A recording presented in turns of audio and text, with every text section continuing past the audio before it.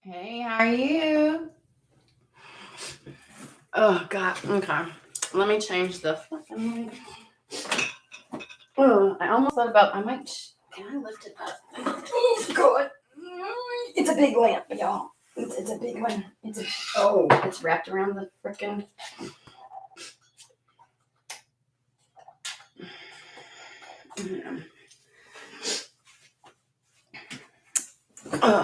Is that's okay. That's okay. Right? So I was like, I got all done. I got dressed and everything because I was like, as soon as I drop the kids off, I'm going to go walk because it's warm. And we're in like Tornado Alley. So obviously that means it brings us freakish weather and stuff like that sometimes. So, but it wasn't raining. When I got ready, I was like, I'm going to go early and then I'll come and do my little whatever it is. And so as soon as we're driving, as soon as we get into the car, I need to fix that. How is that so low? I'm short. Oh shit. That's my baby made that flower for me. It's a paper flower. My little man. I mean, okay, whatever. I shit you not, we start going and like you see, there's no rain, no nothing, but it's like lightning after lightning. The whole sky keeps lighting up. No thunder with the lightning. And I'm like, oh, Lord of mercy. And my kids' schools are a bit of a distance apart. And so by the time I drop off the 13-year-old, it's a pouring rain, like cats and dogs. And I've got to like make my way back to the house. And I'm like, oh, okay.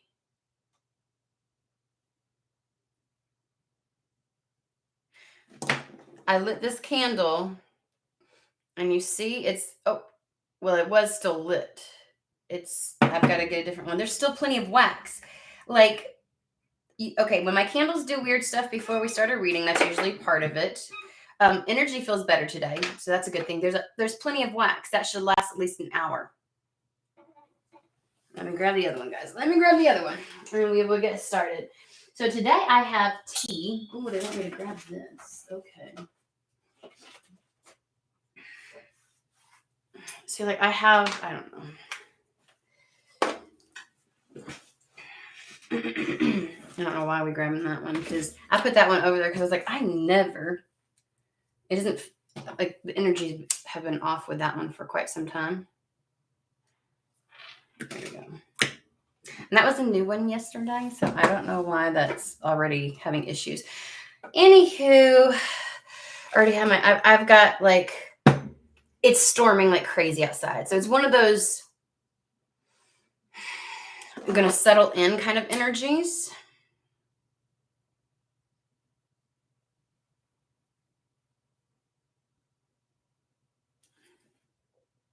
And I'm going to have, you know what? We're not burning my thing again. I'm also going to put it out there that if you all are interested in the little after party stuff on Zoom, as I call it, then you need to contact me on Instagram. Do you hear the thunder? So that I can send you all an email and stuff like that. And like I can set up a time that would be good for everybody. So yeah, David, it's like and here's the thing, like it's not tornado season, but for the last 3 years, it's been tornado season in December and January. We just had it's like they joke where I'm at, okay? Because they say you wait 5 minutes and the weather changes, and it's legit true. We will have like my son has his allergies acting up now because yesterday was so warm, the day before was so warm. You know, you go however long and it's like freezing outside, 32 degrees, 36 degrees. We use Fahrenheit here. And then it's like 60 degrees outside right now. When I woke up or like when we went to the car at 7 a.m., it was already 61 degrees. So you want to know how warm it's going to get today? I guarantee to 70 in January. We had one year where we had like good like it was cold, and then all of a sudden February came, and from that point forward, it was like it wasn't long enough of a winter, and it was, oh my gosh, the bugs and everything, and trying to do my garden. I tell you what, it was the year Tobias was born, actually about 6 years ago, or 5 years ago, because he was born the year before. Anywho, he would sit outside. We started tilling the land and stuff like that, and all kinds of stuff. This is a perfect day, the perfect time for a message. But if things go out, obviously something happened, like a lightning hit something or something. Okay, guys?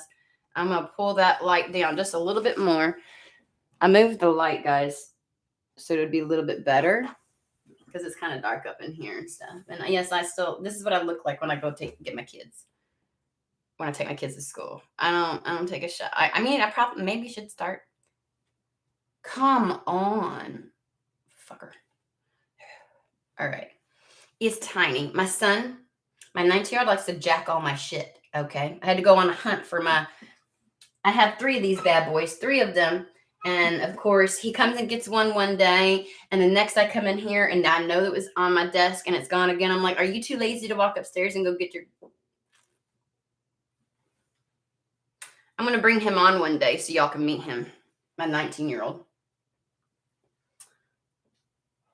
He looks like a rocker. He looks like he should have been in the 80s in a rock band. He's so cute. Anywho. I can deal with storms periodically, but for fuck's sake, any more around here, it feels like it's Seattle, Washington. This is your weather, David. This is Oregon weather, not where I'm at. I'm in the Mason-Dixon line, okay?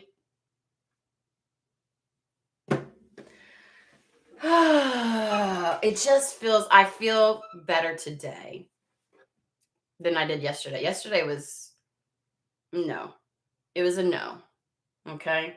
I'm feeling more like, I don't know, receptive, more in touch with energy. I can feel energy. Like I can, and you know what's really funny? I want to take a look at this card. I'm being drawn to it because this looks like that fogginess. Like it reminds me of like a foggy day in London or something like that, where stuff just like comes in when, yeah. So change beckons. We'll leave it here. Let's remember that. All right, where are we going to start? Not there. Okay. We're going with Messenger Oracle. Let's just see what's up.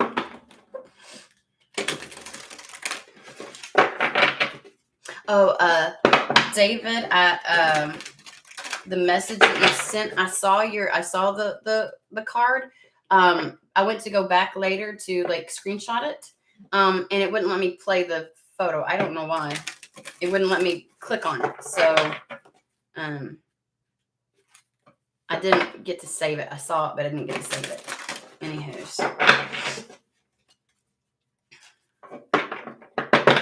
And also, if you want to participate in that little Zoom thing, then we all get to kind of talk, process, and it's like spiritual group therapy, bring things up, discuss certain things, ask questions. And it doesn't have to be just me. We can talk about things, other people can chime in, and you get varying different perspectives and stuff like that. So make sure that you put your time zone in there for me. Most of us seem to be able to get on when it's earlier in the morning for me. So we might stick with that.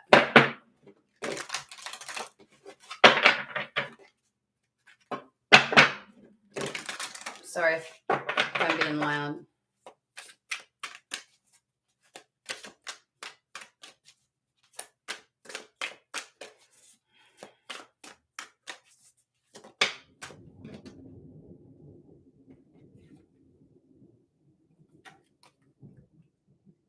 That's a long one.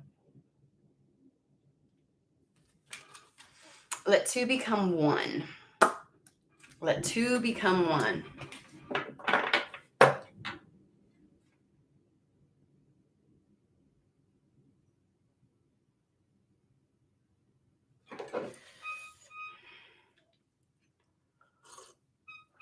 was long as shit.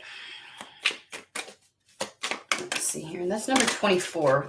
I don't know why that's coming through. Like they pointed me out to the 2 and the 4. Okay.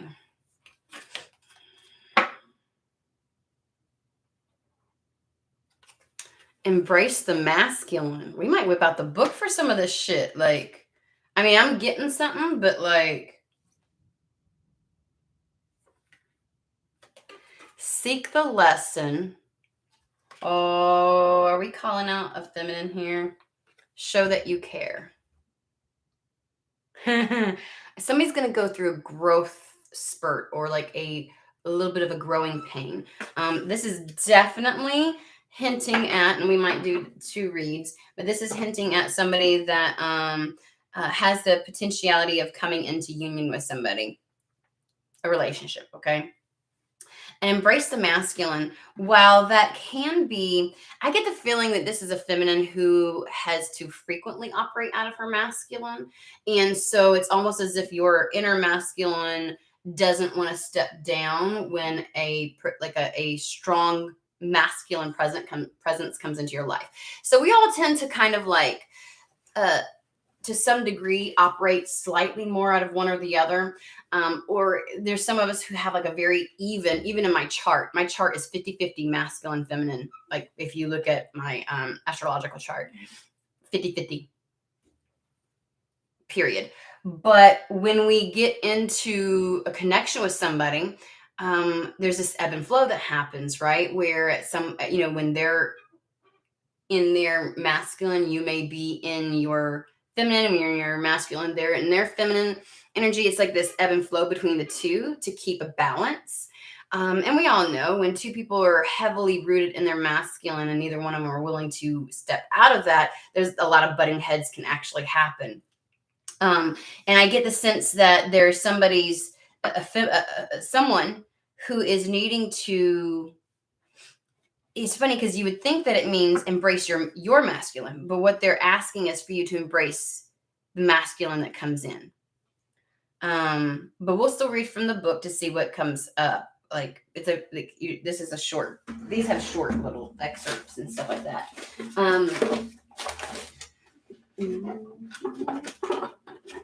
Yeah. See the messenger oracle. There's a lesson here. And I think that's the piece, is that by allowing, it's almost like your inner masculine doesn't want to take a step back for fear, like it's a protective measure, right? And it's instinctual. And when you really in your personal life had to ebb and flow out of that, and if you've not been in a relationship in quite some time, it's one of those situations where if we stay in either or for too long or permanently, shit gets stagnant. And when things get stagnant, it gets rancid and it gets toxic. Okay. And so the natural state of existence is that ebb and flow, period. Even if we're just on our own within ourselves. And it happens with any connection, with any interaction with someone else, right? And generally speaking, when we're not willing to, if one person is in their masculine and the other is in their masculine, they're butting heads, it's because neither are willing to pull out of that. And they feel it's a defensive stance, because the essence of the masculine energy within us is that which brings things to life, right? Like the feminine is the creation, the creator, the imagination. I just heard imaginator in my head. What? I make up words around here. But what gives life to those imaginary creations, what gives life to the inspiration, what brings it into our existence is our masculine. And the masculine's job is to make sure that in its expression, that it is safe, okay? That it is protected. It holds space for the feminine to create and expand and things like that, right? That's what true protection is, not this aggressive, because that's when it's gotten toxic. All right. And so there's just a sense of, if you've been in that energy for quite some time, one, having to protect yourself from other individuals, you know what I'm saying? Because, because of the encounters you've had in the past. And so in your day to day life, your masculine has to step in when discernment pops off and says, "Oh, this is this isn't a good scenario." Your masculine helps to enforce those boundaries. That's where that protective bubble and space for the feminine to flourish comes from. Is that establishment of boundaries and upholding those boundaries. Um, and so it's one of those things where it's like, if you've been having to do that, and you've been having to your masculines, having to step in and had a period of time where I had to consistently protect the feminine, that open, vulnerable state that you can enter into. So it's one of those things where it's like, allow, because I am getting someone who doesn't let their masculine step back. Is almost maybe sometimes preemptively acting. Um, and maybe that's like a pattern. It's even if you've been doing really well in your personal life and you've felt very balanced, this is that embodiment process, right? That the growing pains a little bit, that walking the talk, because this is your first step. So that's why sometimes we say, sometimes like the lesson happens after the blessing comes in, right? Like, we always think of things like we learn our lessons and we learn things and grow beforehand, but there's so much that comes from once you walk that path that you will learn from as well, right? And so it's like, there's this lesson to be learned in allowing, in accepting the masculine of somebody else to hold space for you. um and I feel like somebody feels like, well, I don't need that. Why can't somebody hold space for you? We don't operate in a vacuum. We were never designed to even introverts, like, as much as they love their alone time and their energetic space, right? um they do not operate in a vacuum. This existence and this creation was not meant to operate. You're not in a silo. You're not, you know what I'm saying? um And again, if you stay in that, if you're rooted in your masculine too much and you don't feel safe, um, or surrender to allowing yourself just to exist in your feminine, you know, that's your nurturing, your loving, your sensual side. Um, then that creates a energy of potential toxic masculinity. When does your inner masculine ever step the fuck down then? So the feminine can shine. Like, the whole point of creating that safe space was so that the feminine could breathe and expand and grow and unfurl. Like, at what point, you know? And so I feel like you may have been exercising this in many other respects of your life, but now comes the time when you're going to get the chance to experience that type of a dynamic with somebody else. When do you ever become vulnerable if you don't ever take a step back? And it's not to say that they never, right, will enter into their feminine, where they can be the nurturer, where they are nurturing themselves, where they are expressive, where they allow their emotions to play, where they explore those things, where they're vulnerable. Like, it's not to say that somehow I get this energy that if I step out of this, then there's this expectation that I consistently stay in this, and it feels like handing some type of power over to somebody. And that's not it. It's an ebb and flow. There's like that's operating in the polarities, right? Where if I'm in this, I'm in this. And if I'm not in this, then I have to stay in this. It's giving you the chance to be vulnerable again. And I think that's the biggest piece that they're talking about is your unwillingness, your masculine's unwillingness to allow you to be vulnerable in this situation, whatever this is that's coming through. And it's more of an energetic stance than what I'm picking up on again. And that may be that wall a little bit that they're talking about. And so embrace the masculine. Seek the lesson in this situation as you allow that to unfurl, as you experience it from somebody else's perspective, right? That's the whole point of making those deep soul connections, is it's having you mirrored back to you. It is giving your inner masculine that break, that pause, the reprieve, the rest. Otherwise you may stay in the energy of everything is always like, you'll always be in the protective stance. Everything is always a potential battle. So you're going to see a lesson. Let down your guard and show that you care. When you enter into your, the masculine's version, right, of caring is holding that space, is giving that healthy, protective space for the feminine to come out.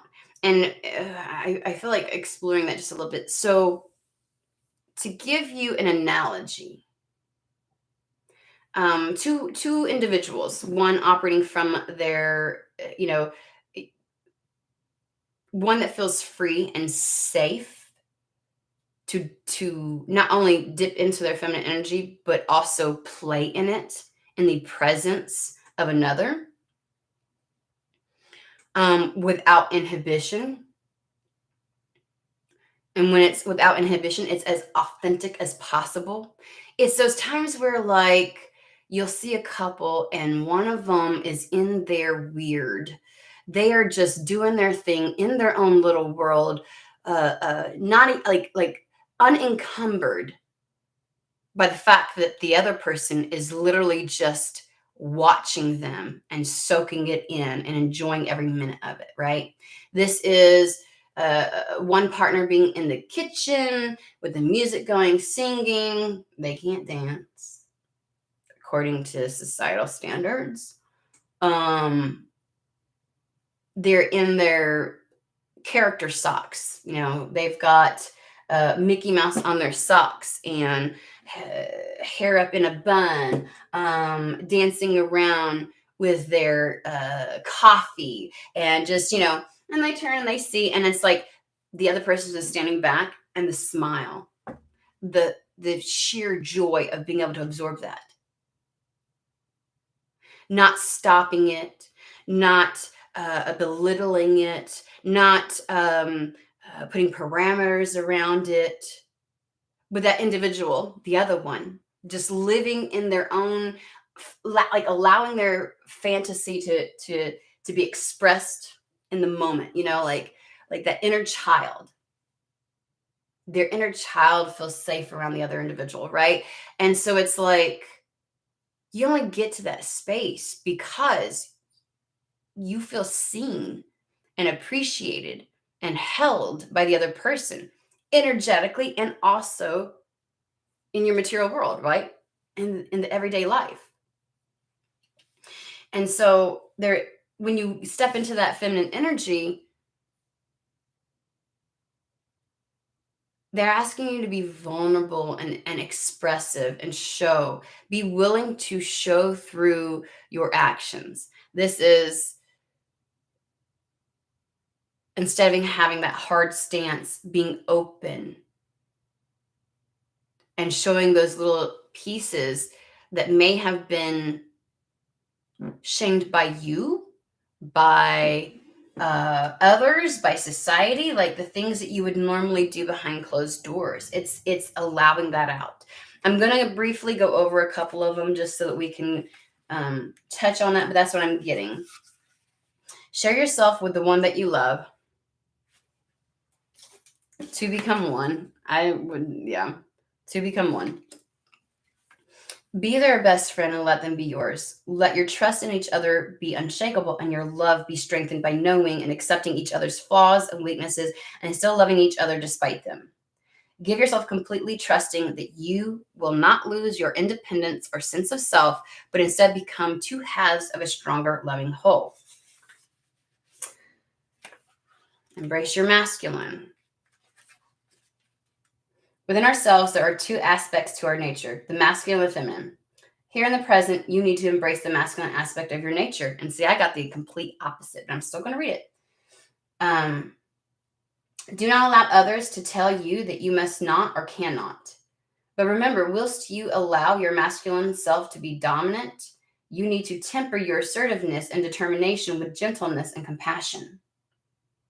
So this could be two sides to the same situation. You know, talking about also the person that is in their masculine, expressing that and realizing that it is not about limitations. Protection isn't limitations. It's the compassion and the gentleness that allows the feminine to flourish, to express herself. 35. And again, those are aspects. Just as a reminder, this could be a same-sex couple or seek the lesson. Embrace a new idea, new awareness, or the new knowledge that comes from listening to your internal voice and to the human and non-human teachers and messengers who will come in and out of your life. Let them inspire you to explore unknown pathways.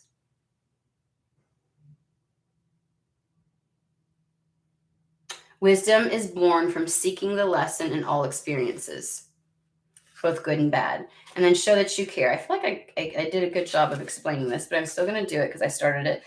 Don't distance yourself from life and those around you. Reach out, ask for help or support if you have need. A trouble shared is a burden halved. Now is not the time to withdraw and be alone, nor is it the time to leave another in need. Be aware, be caring, be compassionate. Reach out and be a friend and allow others to be a friend to you.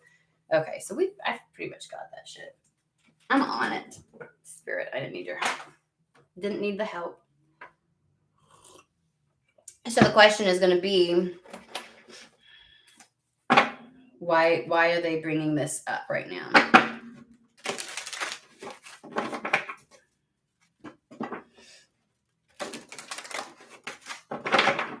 You know, sometimes all those other experiences you had taught you that you had to have discernment, right? You had to have, I'm hot, and so I know this is a see, like this shirt, kind of ignore it. Yesterday I was freezing. I don't know. I guess because it's 61, probably 65 by now outside. Ugh, gosh. Okay. Anywho, you know, you had enough lessons in discernment and how to establish your boundaries and how to be strong in your masculine and how to, you know, X, Y, and Z. And now so the lesson of when things are supportive and when things are beautiful and when it goes right, what does that feel like? What does it look like? How's that experience? How does that allow me to express myself in this life? So it's literally like there's a lesson here, and you may be so used to all the other lessons and some of them being very familiar and similar in nature. And now it's time for something different. And you need to allow yourself to learn just as much as something can be oppressive to you. It can be nurturing and fertile for you. It can be the thing that you grow from. Anyways. I don't know why we had to bring... Okay. Sensitivity. Archangel Haniel.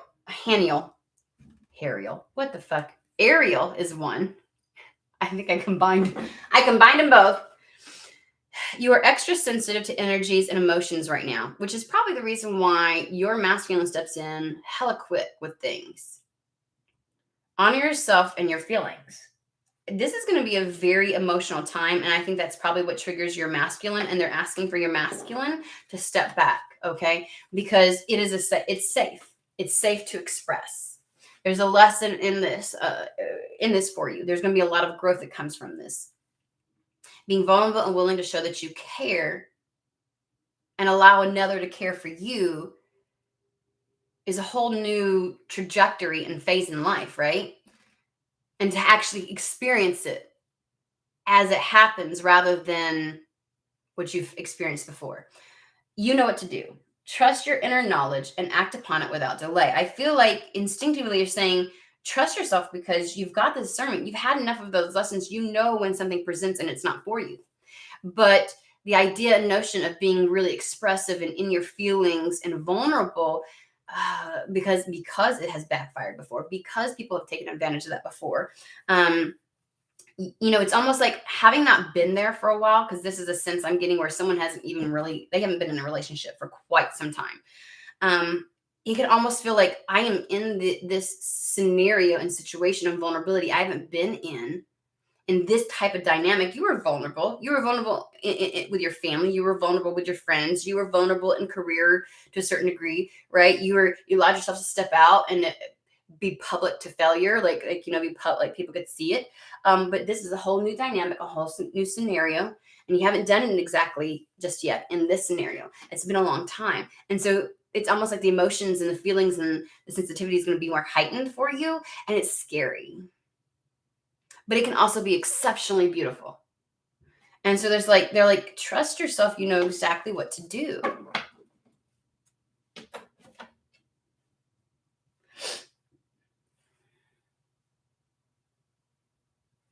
Okay. Good morning.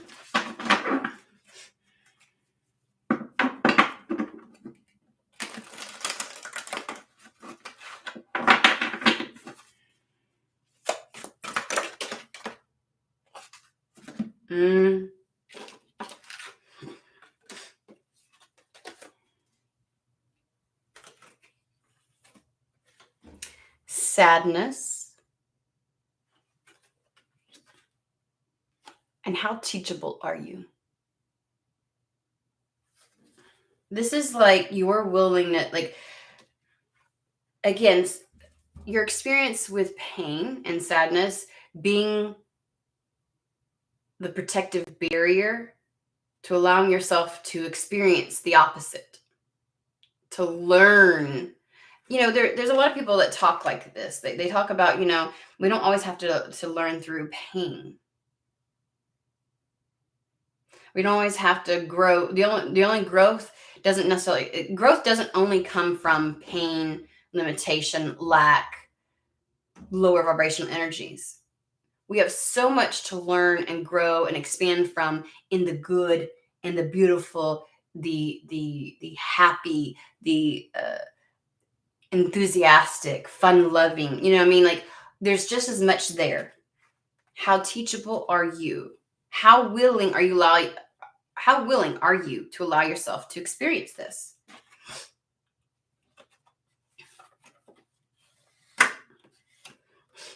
Self-love. We talk about all the boundaries and everything else like that, okay?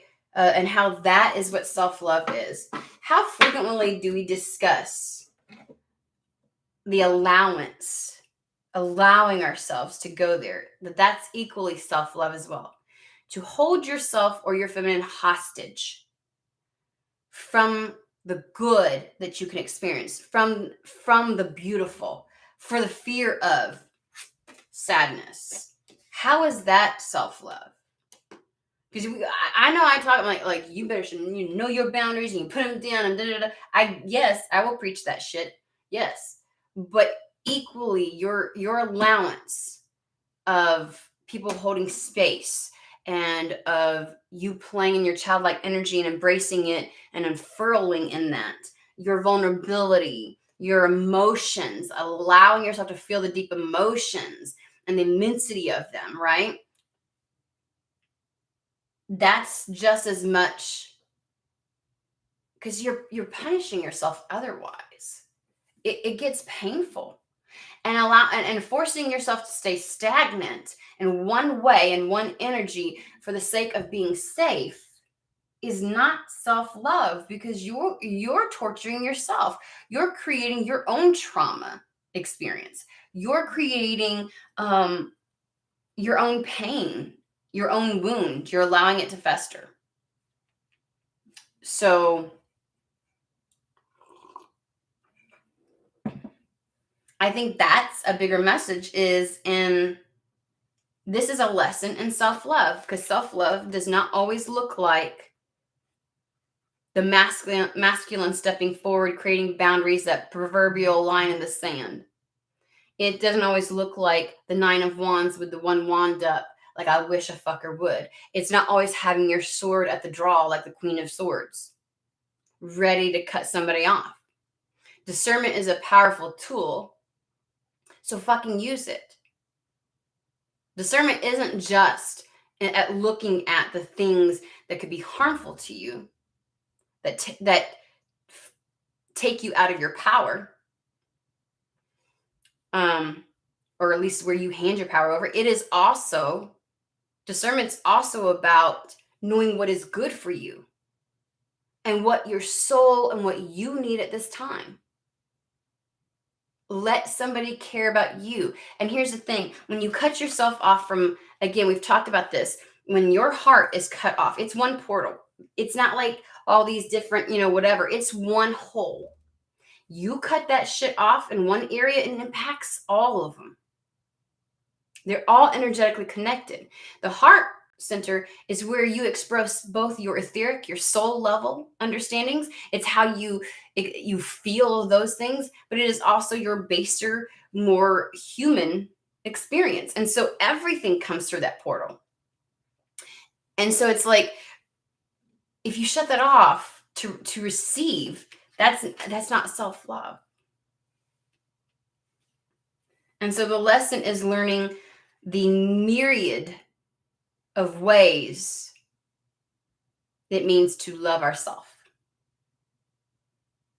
It's everything. And so if you're kind of like, okay, Spirit, I get it, whatever, right? Okay, open my heart. And they're like, let's have a conversation here.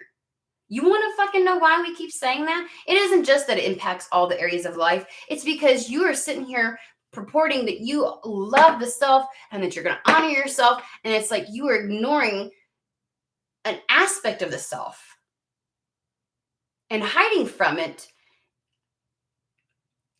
using the shield of self-love as the reason when it's just a fucking excuse. You're trying to hide behind the notion of self-love as to why you've been that way and why you've been closed off and why your masculine steps forward so much and why you're not open and willing, and trying to say, well, I just know what's, in alignment for me. And it's like, so Spirit's saying there's more in alignment with you than just isolation. There's a part of you that loves to exchange love. So when you shut this off, it hurts just as much to not receive love from a place you thought you were going to as it is to not give it.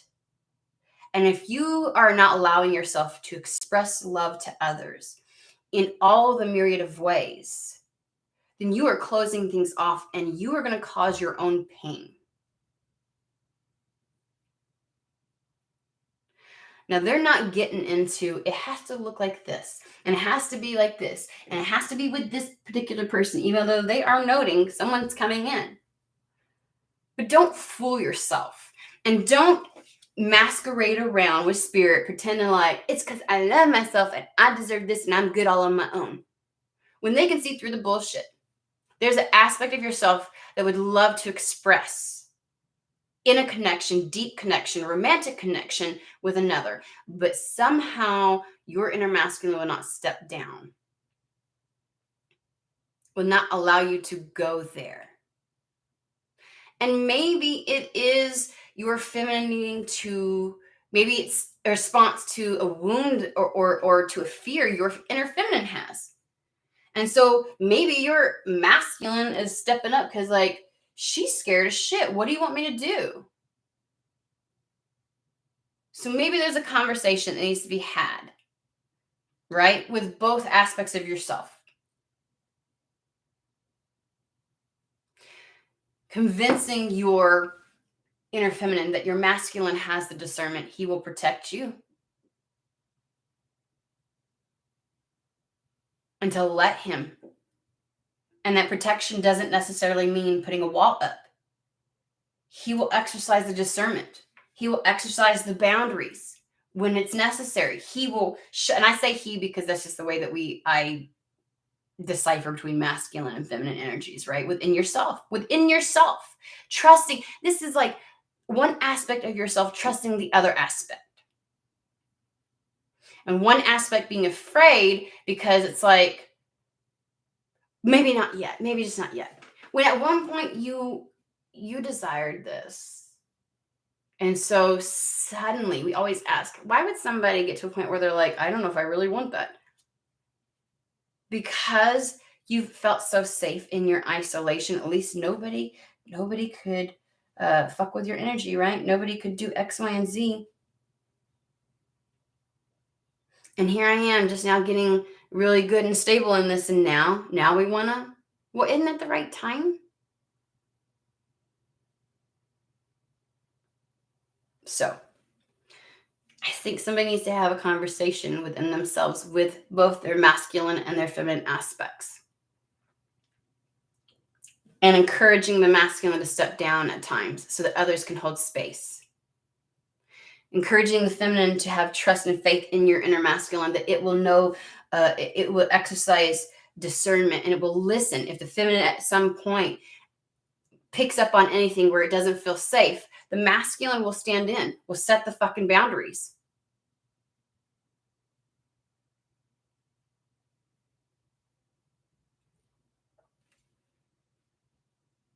But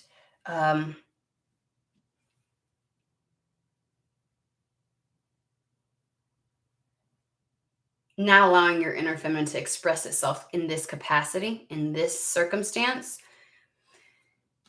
is not self-love. There's a deeper lesson in allowing that will happen.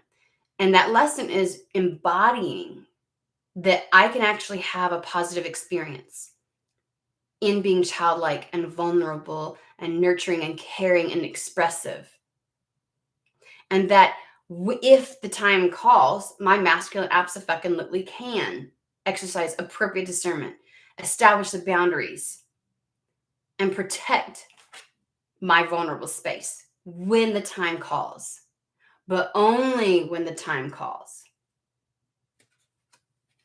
You need to have this experience, because remember, until you actually allow yourself to experience it and get beyond just the knowing and understanding that that's like, oh yeah, like I get it. Yeah, that's exactly true. But if you never live it, then it never gets embodied. That's how we reprogram our DNA, our cells. We reprogram ourselves at a cellular level, right? And that's where the real true walking in your power and having faith in yourself comes from. Because remember, we're supposed to have mind, body, and spirit, right? In alignment. So your spirit is well balanced. It's exercising. It's feeling really good, right? Your mind gets it. Your mind understands it. So why won't you walk the talk now? Allow your body to understand as well. Allow all three aspects to come into alignment. The power you walk in when all of those are in alignment with one another. The confidence you gain from that in yourself to walk in your truth is immense.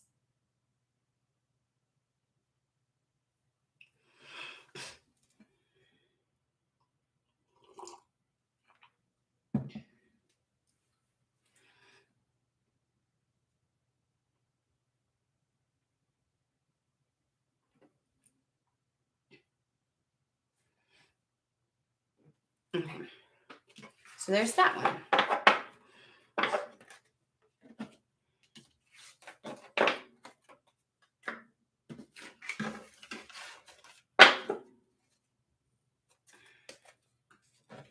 I have I do like lemon water, hot lemon water a lot, but I actually have a green tea that has lemon and ginger in it as well. So I did like the hot water with my lemon, but also the tea, and it feels great. It feels really great.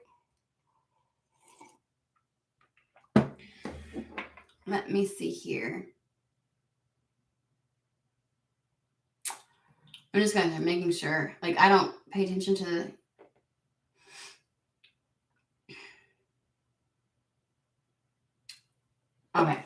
Okay, so let's start over. Over as in let's do another read because we've got a little bit of time. And that one went very smoothly. It was a good reminder, and I understand why they had me bring that out.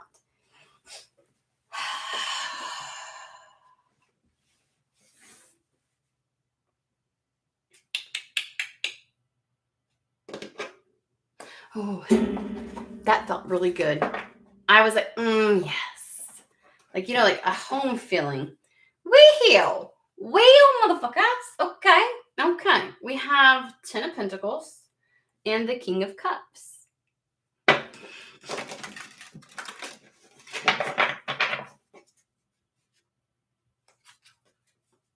I heard a long-term option.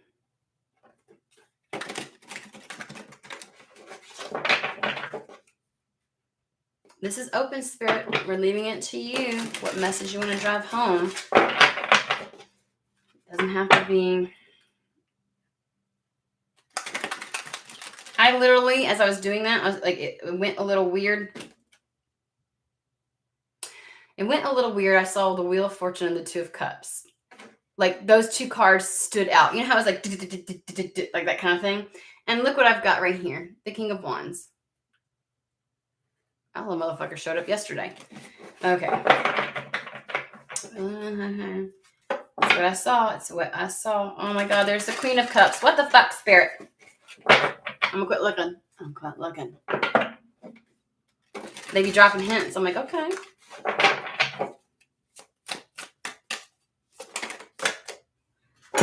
Ooh. Okay. So when somebody shows up, very comfortable with themselves, right? Comfortable in their energy, in what they're doing in life, in their actions.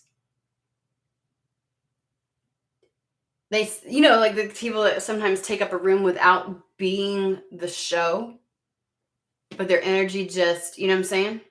Like super solid. I don't know about any of you others that operate in feminine energy, but when a motherfucker shows up and he feels solid, like I don't care what frame he has in his body, okay?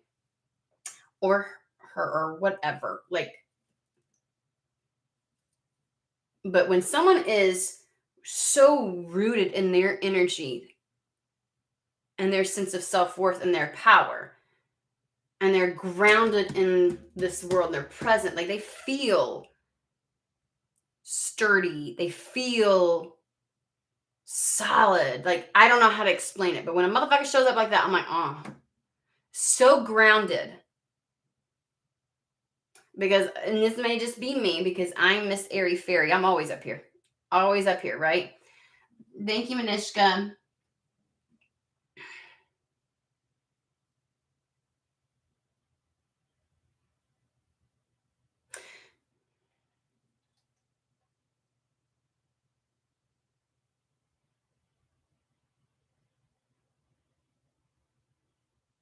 Oh my God, listen to you.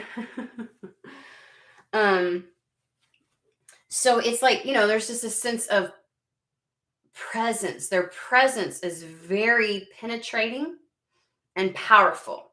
And that's what I'm getting from this energy, okay? And I get the sense that also, if this relates any to the last one,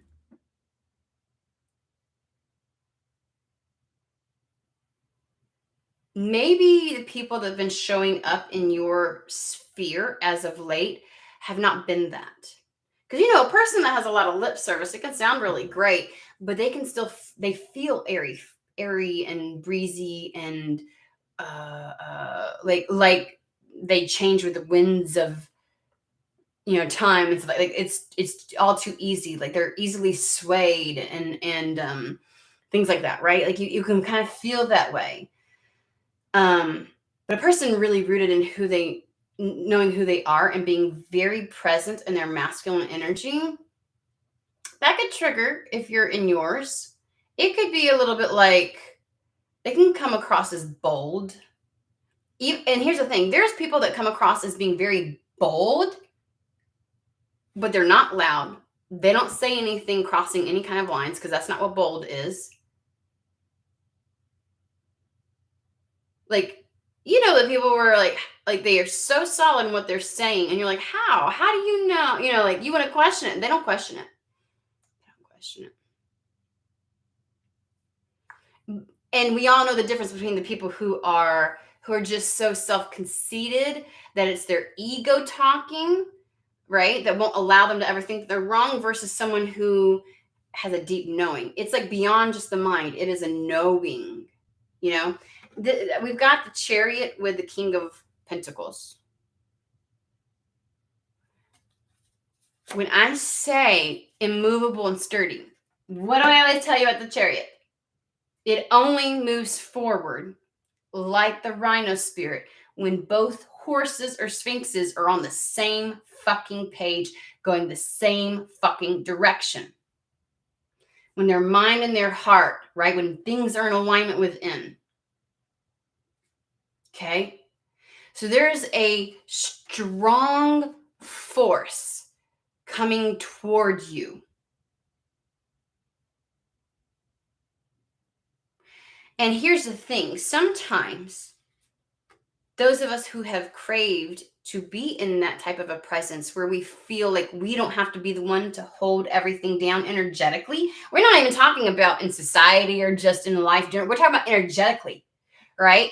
Like I don't have the luxury of being woo because I got to hold shit down because of the way this world is. Like when someone, but when someone like this shows up inside, you know that feeling like I'm gonna melt. Oh God. Like you can tell. It ain't nothing. This person's not doing anything external. They didn't say some shit. You're not saying, like you are just existing in the same room as this motherfucker. And part of you is like, oh, and that's how you get triggered. Okay. Because your feminine's like, hold the fuck up.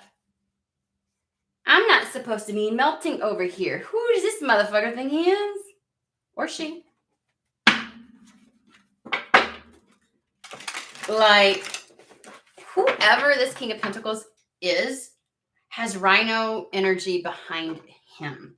As in, not anything is going to get in their way. They're moving forward. They have their eye on a target. There's just no obstacle for them. And it's an immense energy. The force, the power behind this, right? Like something is coming towards you, and I want to say someone. I'm going to say someone. And there are no delays. It is coming in. Like there's nothing's going to stop this. This is heading straight for you. It feels like it's got so much momentum. That's the word. Momentum behind it. Like it's arriving.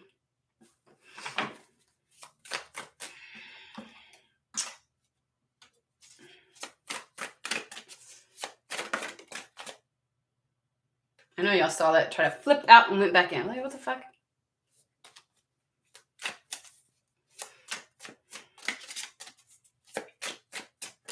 Like, look at my hair.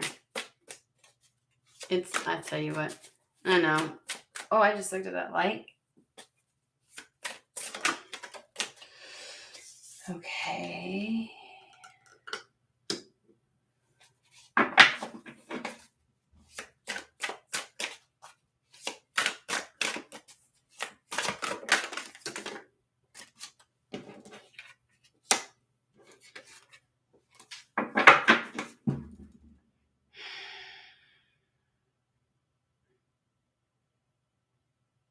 I just keep hearing it gives you pause. Because, here we go. Seven of Swords. It gives you pause because you're not somebody with this much confidence or so much with this presence. Like, is it that I really feel safe with them, or is it that they're really good at taking over a situation? Like, there's confusion. You don't know if you're being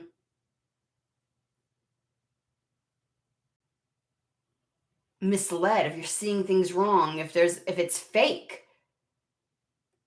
But also, they kind of want you to have a different perspective. They want you to approach this differently and see it differently.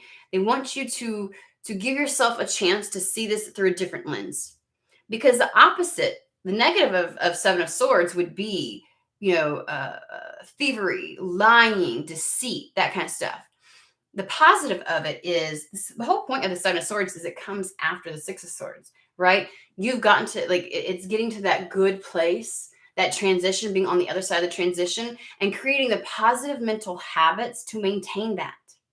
So if you choose to see this as something that their presence and the way that they present and how they come in as something to be concerned about, you take it from that lens, you're gonna find reasons. You know those people who look for reasons to back up what it is that they believe.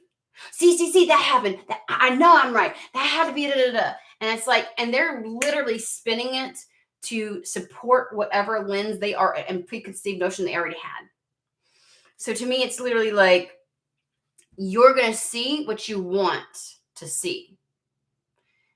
Take pause and allow yourself to really look at things through a cleansed lens, okay?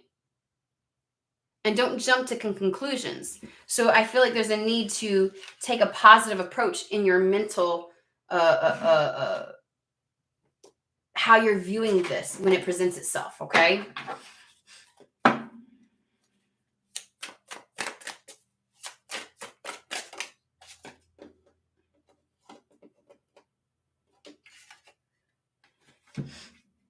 It has you confused. We got 2 7s.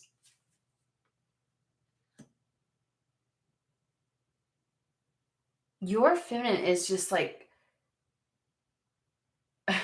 really, like, your inner feminine is, can I go there with this person? Can I be this vulnerable with them?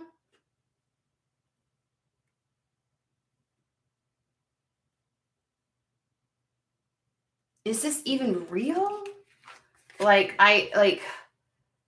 Yeah, you're gonna have confusions over this. I mean, the last person said this and they did these things and I felt this way, but it wasn't that.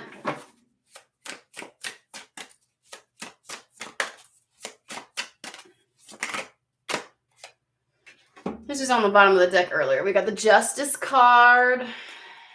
Let's see what's going on. Something came out again. 10 of Pentacles. And you know what? With the King of Pentacles, that's 3 kings, right? Because like earlier we were seeing, or at least we saw the King of Wands, right? And there was the King of Cups. So that's like, again, King of Wands, very focused, driven, knows exactly what they want. They have a desire and they express that desire, right? King of Cups, they have something to give. They're discerning about who they share that with. They don't just hand out their love or vulnerability to anybody. King of Pentacles. And so, because I'm thinking it was the King of Cups, right? With the 10 of Pentacles. 10 of Pentacles. This is longevity. This is building with somebody, creating a legacy with another. Okay? Something greater than just the self. This is like abundance in so many ways that it's visible in your life. On each side of that, explaining the Ten of Pentacles, you have the Justice card, right? With the Strength card. And I think it's having the strength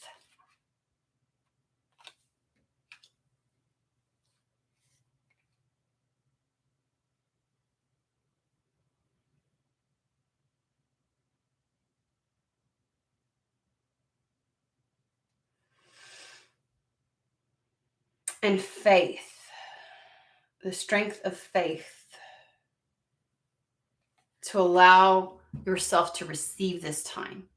With the Justice card, this is a balancing of the scales. We've already talked about how someone here has already experienced, right, the lessons and learning from sadness and pain and regret and separation, deceit, taking the risk and it not working. So now you get to learn what it's like to live, express, and feel the opposite of that, which is a balancing of your scales. This is honoring the truth within you that you've been hiding. Like when they said earlier that this is something, when we're talking about the masculine and feminine, like this is something that you've desired. There's an aspect of yourself that you are neglecting under the guise of self-love. And you're having to be honest with yourself. This is truth because the sword is pointed up. Acknowledging that truth and having the strength to honor that, right?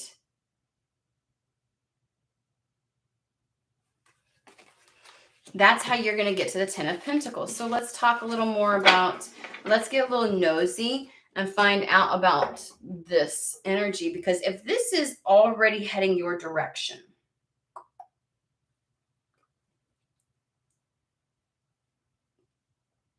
and they're asking you to take a different approach, like to allow yourself to see it differently when it arrives. Because I wonder if it's more, I wonder if, you know how I said people will look for things external to themselves to validate and uphold something they already believe to be true. So if you enter into this with that lens of, I'm good, I don't need this, distrusting because of the way that they show up, very prominent in your life and very assertive, a very just knowing exactly what it is that they want, boldly, you know what I mean? If they show up boldly in your life and you're not of the right, if you're not giving yourself every opportunity to see this through a cleansed lens, you're going to be all like, oh, you're going to be questioning it. And I feel like there's going to be elements external to you that you will try to utilize.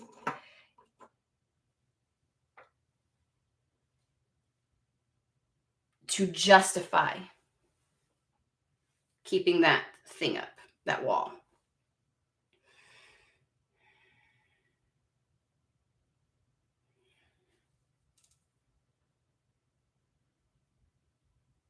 Okay, we're going to pull a couple from here. They keep pointing to this one. I'm like, really?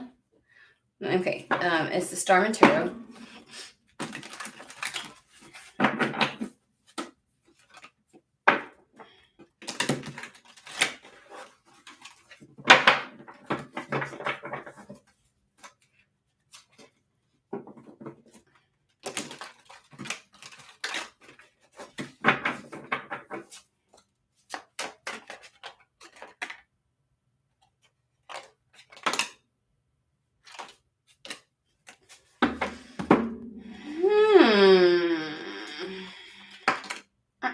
We have a card that showed up a second time.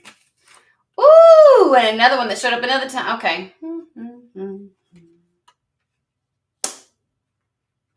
I think you're going to question if the sincerity of this person's emotions. We've got the Clown, which is the full card in this particular deck. The Seven of Swords, which is potential for deceit, dishonesty, not seeing things clearly.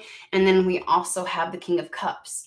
And remember, the King of Cups is about where he pours his emotions. Like, does this person truly, sincerely love me the way that they say that they do? Or have these emotions? Do they even know what that fucking means? Because we know we've been told that shit before. And it's like they show up in an energy where it's like, that's not love. Not my definition of love.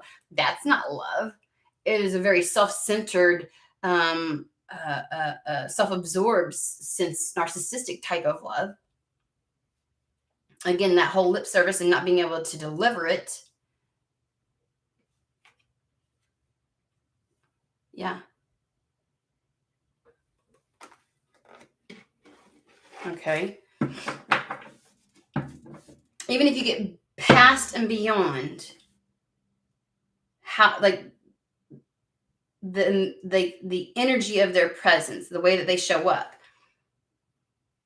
it is, and that's the thing that stops you from being vulnerable with this person, is how sincere are their emotions.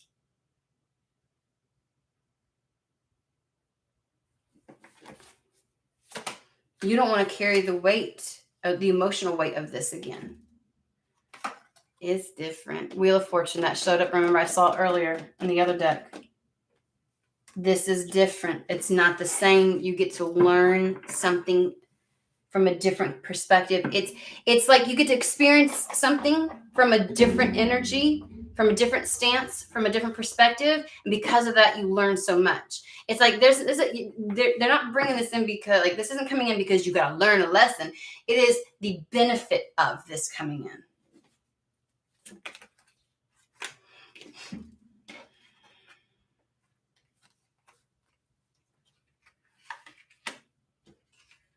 It's like a return to innocence, is what I heard. A return to innocence, because we have the Prince of Swords and the Six of Cups. I do not get, now maybe for some of you, I won't. It certainly was not the overall energy, okay? Because obviously Prince of Swords could be somebody who is going to communicate. Six of Cups sometimes are people from the past, but Six of Cups is also about the return to joy. And that is not always, like, I would not equate somebody from the past, me returning to joy, because I was in the Five of Cups because of bitches, okay? So I'll put it out there, but by no means, it's like a return to innocence. I get more of a childlike belief in love again. A purity of love.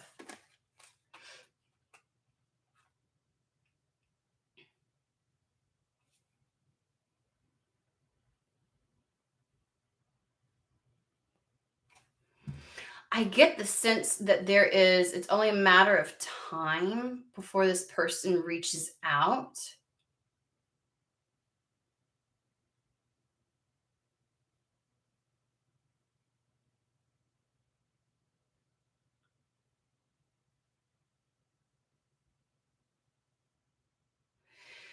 Give me just a second. I know that they're...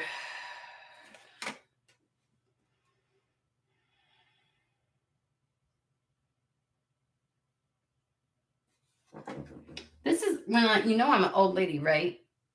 Good God.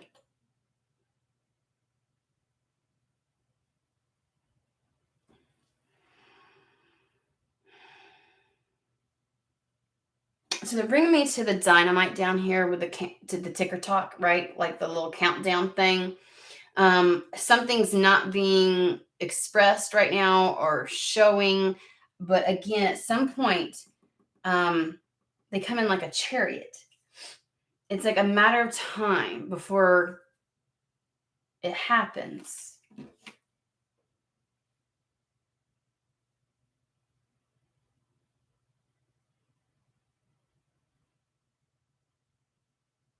I'm curious about that.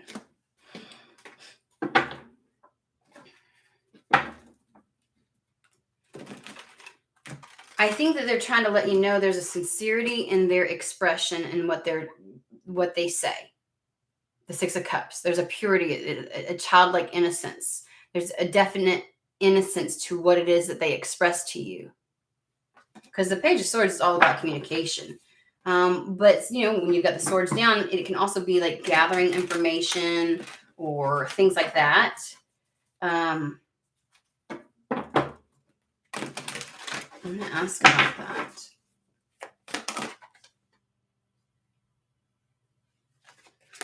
Sometimes I need to know.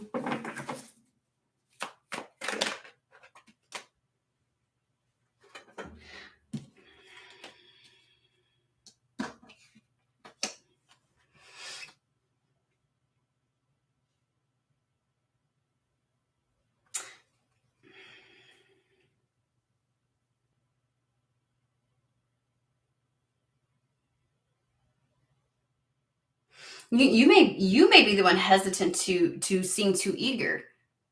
Also, like there's a sense of like we were talking about these two cards, like your willingness to express uninhibited,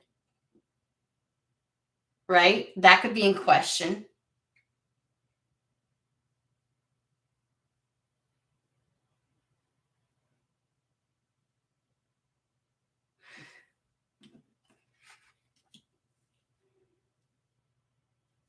We have the Four of Pentacles and the Two of Cups. You know, I told you I saw the Two of Cups earlier in the other deck. Four of Pentacles, Two of Cups. Four of Pentacles can be feeling solid with where you're at. And so you're holding on to things as is, right? And not really wanting to move forward because you don't want to lose the stability you have right now.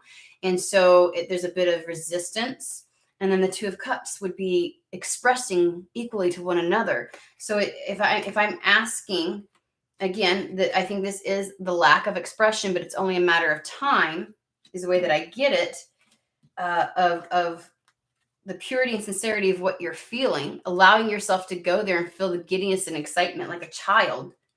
It's the expression of love. It's the expression of emotion. I have a question though. Is the Page of Swords?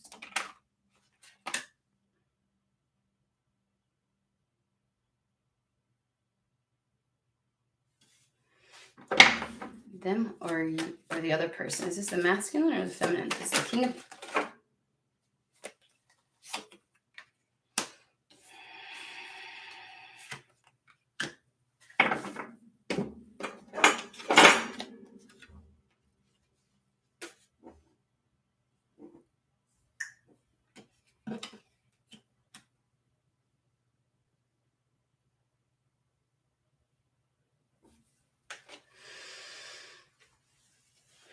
Again, I think this is you trying not to be too eager, right? With and being too vulnerable and too whatever. The fear of that, because here we have Five of Pentacles staying in that lack position, staying in the not having, the isolation energy, right? Out of protection, Seven of Wands. Seven of Wands, I am shielding myself, protecting myself by depriving myself.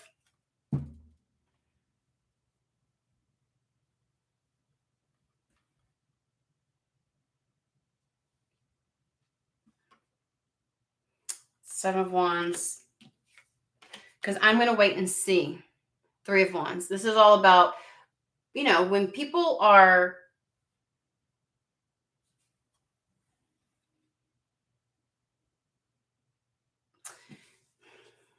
Three of Wands. So like when you've taken action towards something and you want to wait and see, like you don't know how this is going to pan out, because the Three of Wands, they're usually waiting, right? The ships are off on the horizon. We talked about this the other day where something's on the horizon. You haven't seen it yet. But by the time of the Three of Wands, you see it, but it hasn't fully landed or completely arrived and so you're just waiting. Is that my ship? Oh,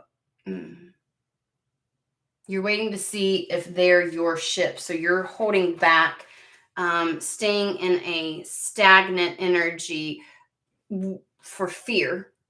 Okay. And so you're not allowing yourself, your inner feminine, to come forward and be as expressive. You're not allowing yourself to get childlike and excited about something. Okay, so you're trying to keep yourself from getting overly excited. And really, you're just battling yourself right now. We got the Five of Wands and the Devil card. You're allowing yourself to go in circles and you're battling an illusion.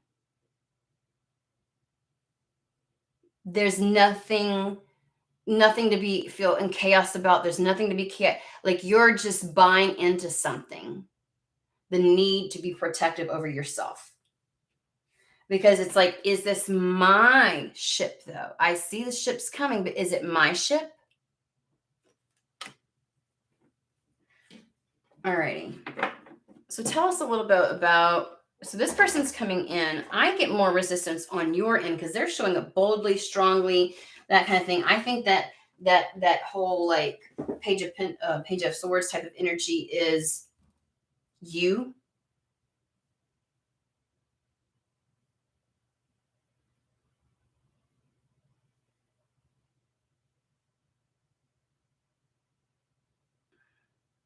But I get the feeling you want to.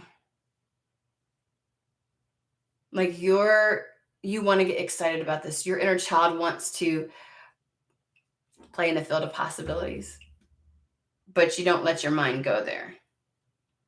You allow it to battle itself out.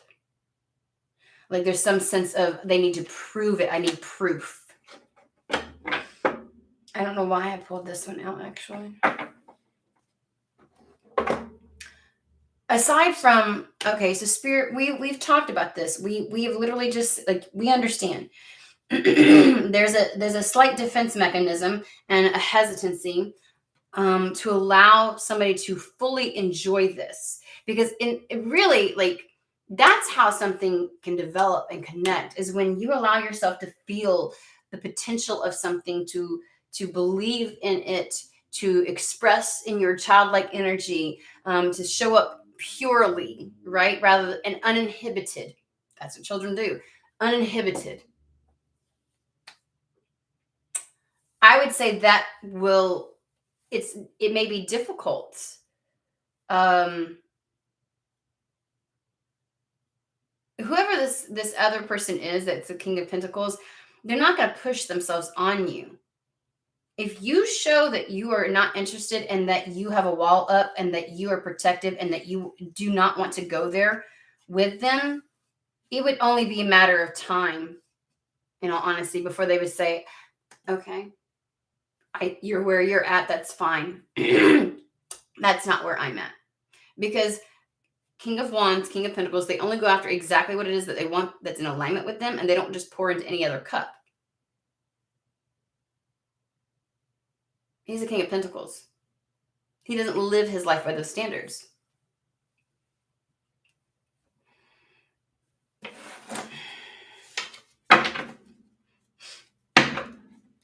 You know, sometimes, Spirit, you have this conversation and it's something that we need to work on.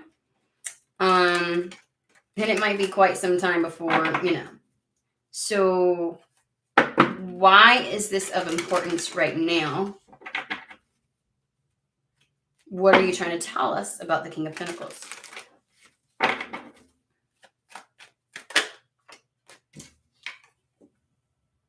Lovers.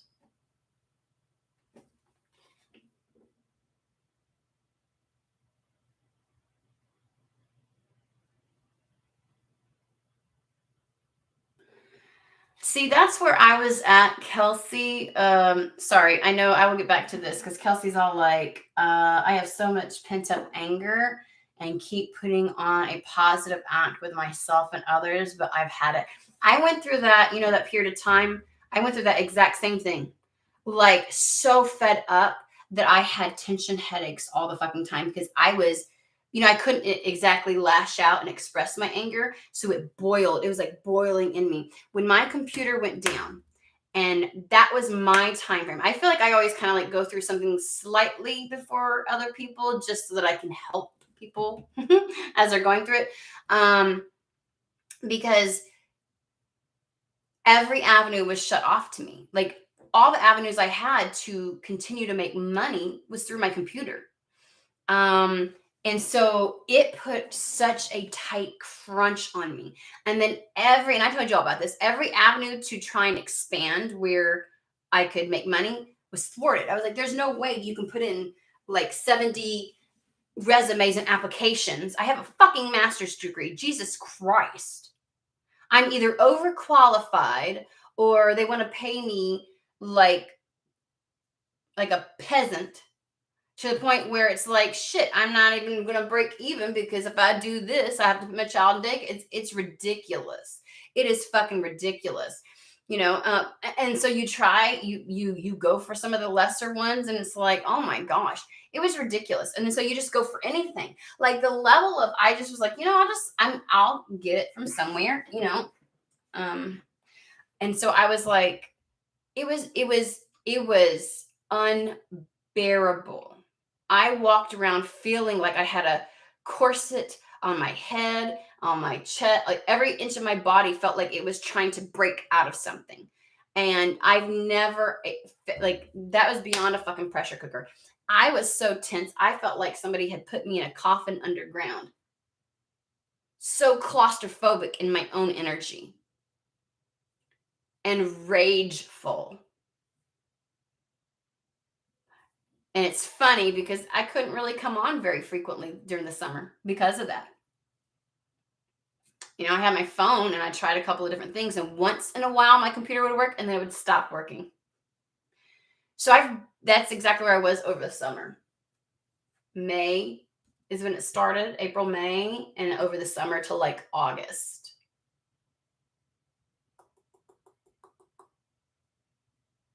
Like a big to spirit, like, fuck you then.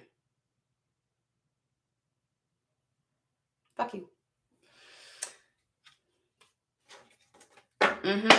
I know that rage. It's a sacred rage, though.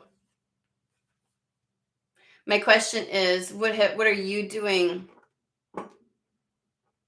in regards to that?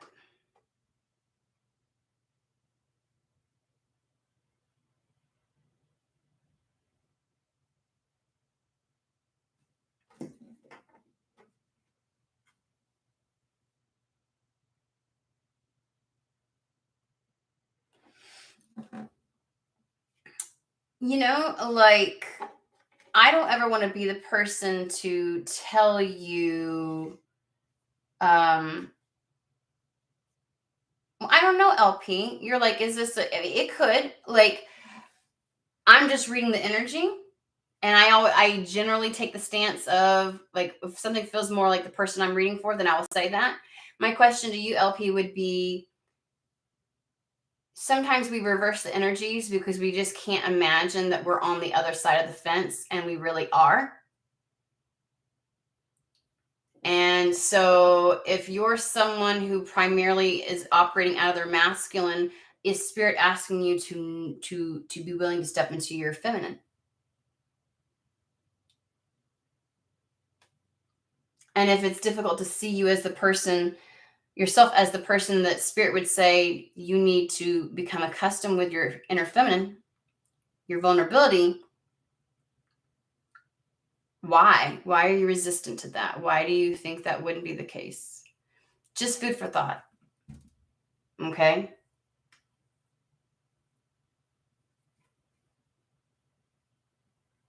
So, because given some of the things you've told me, LP, I would say that you have been hella fucking resistant because you've been experiencing some massively negative shit in regards to relationships. I'd say your guard probably is up.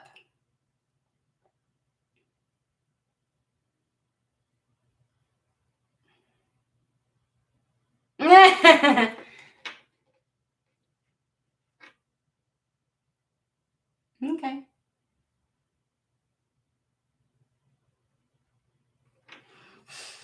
Oh, well, let me finish this and we'll ask about the rage. So for whatever this is, we got the Lovers card coming out. Because I'm like, what is this in regards to the King of Pentacles then? Like, we understand this person needing to become open.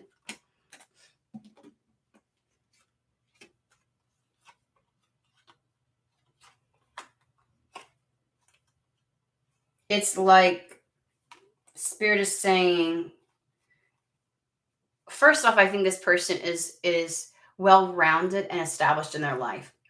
They're not operating in lack in any capacity. So I think that because like, that's how they show up, feeling so sturdy in their energy and in their life. And with the King of Pentacles, things are reflected external. Like all of that is reflected externally to him. So we've got the expectation, which is the waiting or the expecting or what your Spirit saying what you should expect. And we got the sudden wealth and we got the house card. So to me, it's literally like with the lovers preempting it. It's like that you can expect this love to be exceptionally abundant, positive,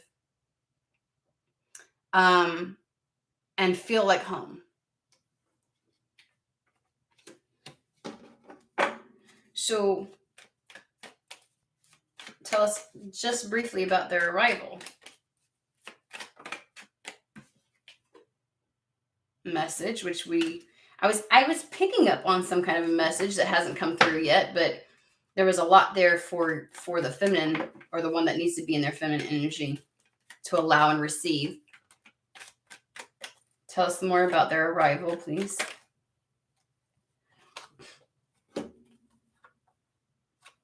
No need to be alarmed or concerned. There's no delay to it anymore. We got that with the Chariot. We have the Coffin card with the message of concern. Message of concern can be about delays or receiving information that you don't like. And they're like, you don't have to be worried about this. Like, it's not something to be concerned with.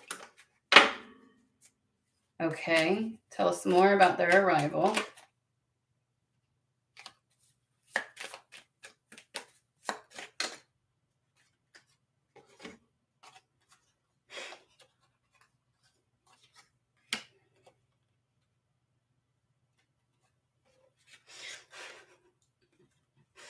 I swear to you, they are driving this home. Coffin with a message of concern, thief, bad health. Like there's not something to be worried about. There's no trickery at hand. When they communicate with you, you can believe what it is that they are saying. And it's funny because I feel like these are flanking. These read, and it's like,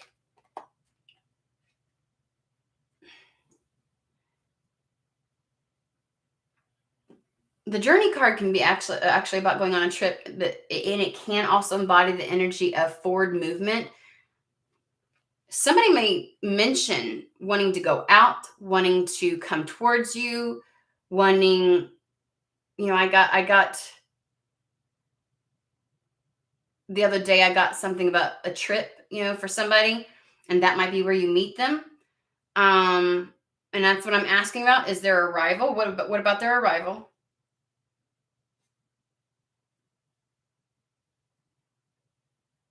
I also get with the Coffin, the message of concern, and the thief is like, because thief card is also like missed opportunities for me. And I feel like they're saying, don't worry. Don't worry. There will not be any delays. You are not going to miss this opportunity. I don't know if there has been other instances where there was a potential to bring this person across your path, but they're like, not this time. And that's what I got with the Chariot. I was like, nothing's stopping it. It's already on its way. It's already about to present itself. So something like, tell me more about the message then. Tell me more about this message.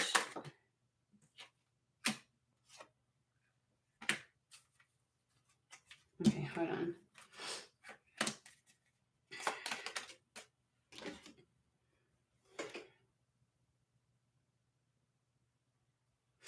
I get the sense that there's something very pleasurable about when this arrives. Okay? Like it's gonna, whatever this message is, the way that they arrive.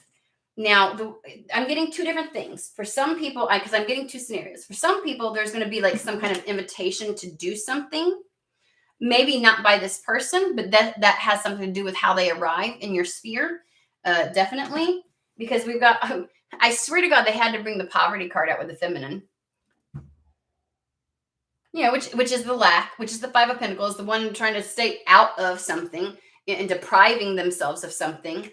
And so I'm like, well, what about this message? I'm telling you, for this feminine who is like, no, I'm not trying. I'm staying out of my feminine energy. Whatever it is a wish come true. It's you desire this. And I think that it's whatever it is, it presents itself in a way where you won't say no. Because the distant horizons is also a travel card, forward movement, making moves. So that's only going to reinforce me thinking somebody is meeting somebody while they're out and about or out having to do something, go somewhere. For some, this is going to be an actual, like having, I don't care if it's a business trip. I don't care if it's, oh, my sister in the other state is moving, so I go there for the weekend, or, you know, whatever it is, or I'm going to go, whatever the fuck it is, okay? It involves either a plane ride or getting on the road, like some distance between you and this person. So you're going to go somewhere on some kind of a distance, like at a distance. I don't know, LP. That kind of sounds very familiar.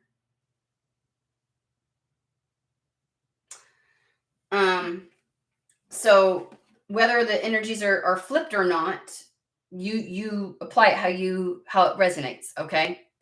But I would say it's still definitely probably something. But aside from that, if I'm asking about the message and it's like, this is something that's going to lure you in. I'm asking about them because if you're in the energy of, I'm withholding, and this bitch shows up, something so fucking enticing. Fuck. You would, spirit. Damn it. There's something to it that I think will pull you out of that, because this is also about pulling up anchor and going to new shores, but it's the wish fulfillment card. It is the dreams that you have, what you've dreamed of, what you've really wanted. So if I'm asking about the message, it's like whatever comes through on this message is enticing enough, whether it's from the King of Pentacles, to make you go, okay. You may still be reserved, but you're going to engage. Or I'm feeling a strong energy of whatever this is, whether it's an invitation or something. It's probably an invitation, or it's probably like information that leads you to doing something that you've been wanting to do. And that's how they come in. Because all I said was, how do they come in? Isn't it funny? Isn't it funny? Isn't it fucking funny? So here, I get to go and do something that I've been wanting to do. That's like, oh yeah, kind of an energy. So spirit puts me in a playful, fun-loving energy, and voila, inserts a motherfucker. Oh, you're going to take me by surprise when my defenses are down and I'm already in my own little zone. I'm like, so the motherfucker gets to see me. Like, I'm just saying, like, that's some sneaky shit. That's some sneaky shit, spirit. I see what you're doing. Okay. So you're probably going to get a wish. Something you do actually want. Since you're a little miss or Mr. resistant right now. And that's going to bring your defenses down. You're going to be in that fun-loving energy again. And that's when they're going to take you by surprise. They're like, we got the answer for this shit. That Five of Pentacles poverty shit, we got the answer for that. I swear to God, this is hilarious. Okay. They answered my question. All right. Them motherfuckers, I swear. All right. Well, we got through that, and we've got just a little bit more extra time. I've got some things I got to take care of, but I do need to check my thing. I'm going to put this up. Let's ask about the rage that people are feeling.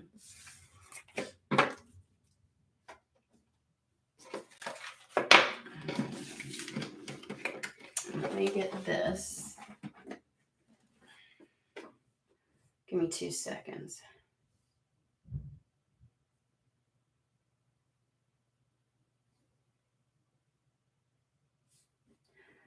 It's a little late. They just sent me a notification, thunderstorm warning for 8 o'clock this morning, and they just sent it to me just now. Well, that would have been nice. That would have been nice before the shit started. Sorry, guys. Give me just a second. And we're going to ask about the rage. We're going to ask about the rage.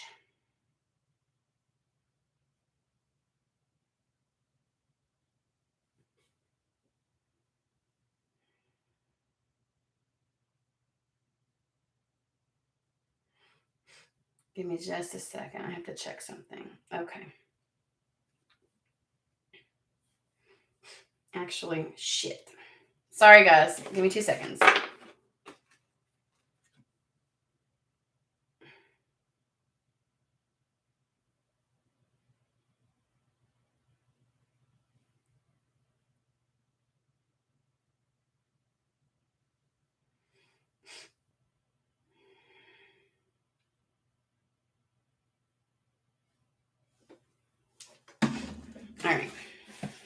All right, let's get into the energy. We're going to clear out some of that.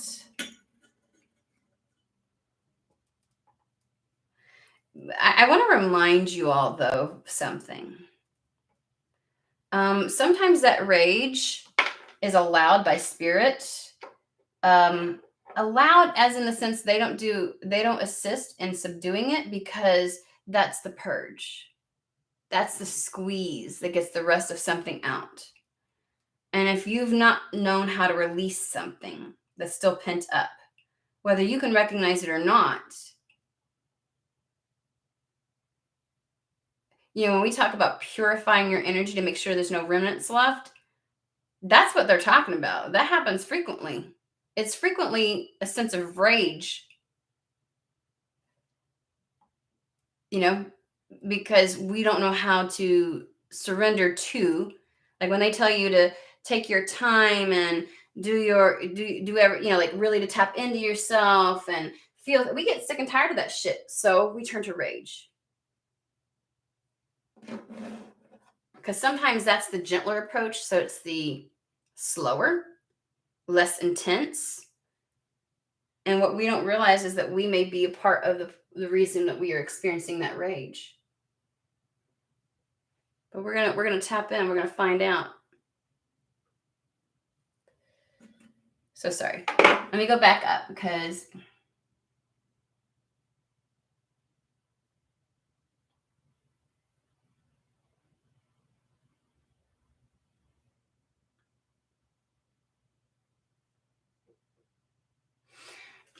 Kelsey, I'm gonna say, because you're like, you say I have a very different perspective, and yeah, right. And then you're like, but I feel like it's enough now. And in one of the readings, and you may not have been present for it, over this past week, it was talking about that somehow that fed up energy is actually going to be used as the fuel to propel forward. All right, my fat ass is starting to lose my pants. Sorry. That it's going to get transmuted.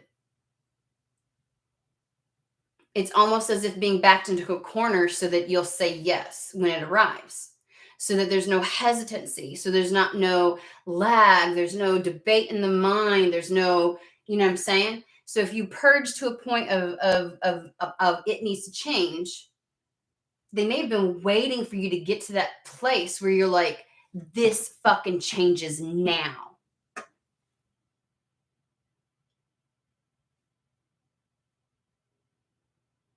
That's sometimes why it's called a sacred rage.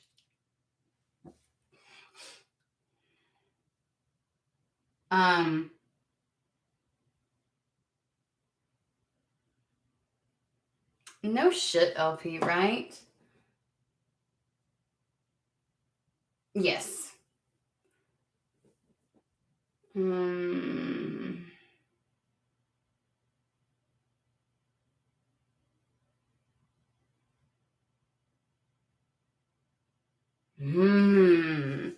So let's talk about the rage.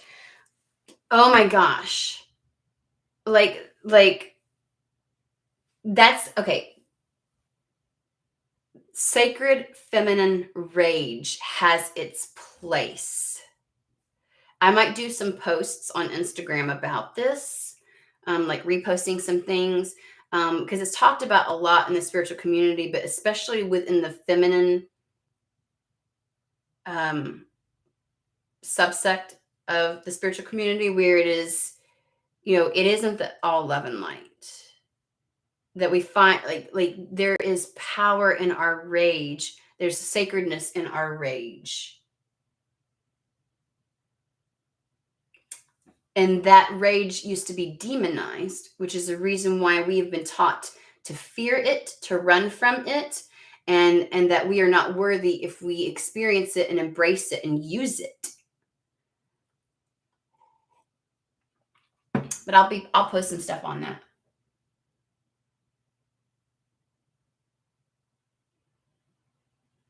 Maybe that's the point, guys. Have you thought of that? Maybe the point was to get you to the point where you want to sink the boat. So the question is, what are you going to do about it?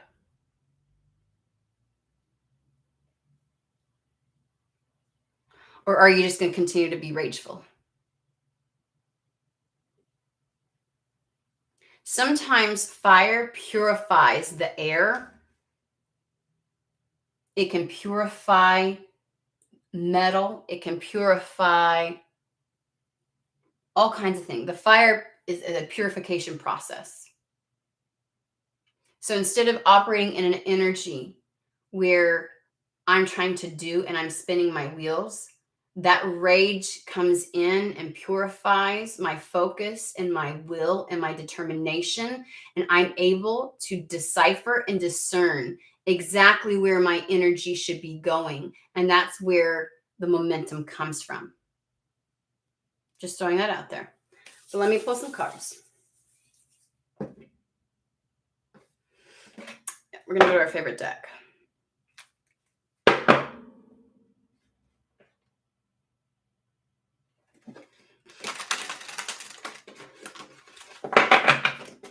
I hear you, Kelsey. Let me tell you, I got to a point where I was like, I have a love of feet. Well, I have a love of people who love feet. And I love to do my feet. And I was all like, and I joke around, but I am also serious a little bit, like, shit. I need a OF. Seriously. Like, I'm still sacred, even if I do that. Like to own my sexuality and my sensuality is exceptionally sacred. And I know there's so many people in spirituality that don't want to, but I'm like, who the fuck cares? Like, I've almost gotten really close to doing it. And I was like, why the fuck not? Why not? Am I worried about way society is going to look at me? Am I worried about, like, it's a place to explore. When you say that you're like really willing to do anything, are you? And then if you really do absolutely anything, would you ever feel shame for taking your power back in the way in which you did it? Had some of the actions you've taken been peppered and colored by expectations of those that are around you, and that's the reason why you were spinning your wheels? A lot of questions here. A lot of things to think about.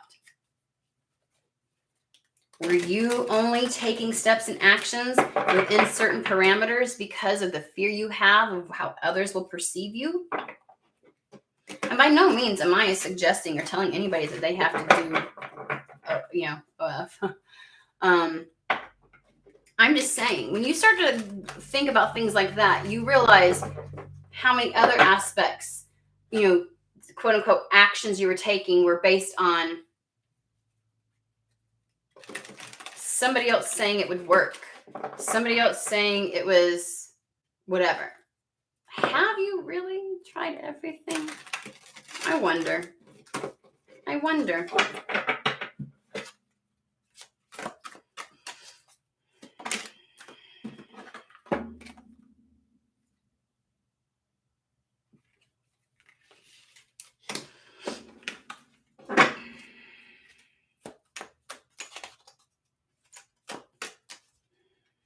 Sometimes the thing you least want to do when you're in that moment of rage is the thing you're supposed to do.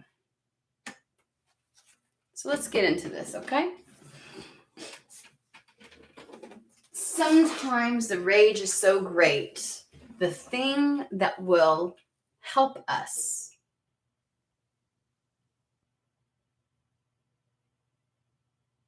that rage says no. No, it won't.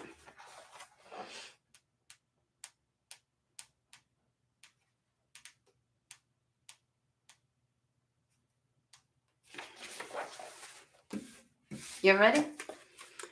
Coral. Coral. I said it right. Nurturing. Fuck you, spirit. I'm done sitting still. I'm done nurturing. Who said that nurturing meant you had to sit still? Sometimes the most nurturing thing you can do is to break down your own barriers. I don't know. Let's read it. Let's read it really quick. If coral has appeared in your cards today, you're being asked to look at the idea of nurturing.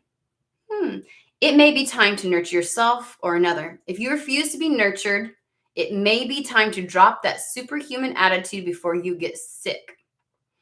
Coral tells us that our bodies have needs too. Pay attention and be good to your body. Coral also speaks of the planetary family. If you feel lonely or alone, it may be time to have a reunion with the other creatures that share the earth with you. Listen to all of our relations and cut the "I'm the only one" refrain out of your thoughts. Coral always tells us to listen to our feelings.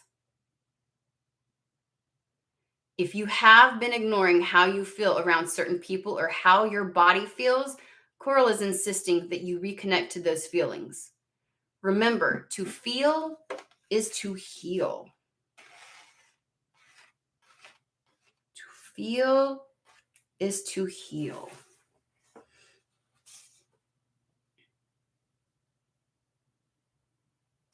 I'm going to read a little something really quick, okay? This is an exceptional book. Y'all should get this deck and this book.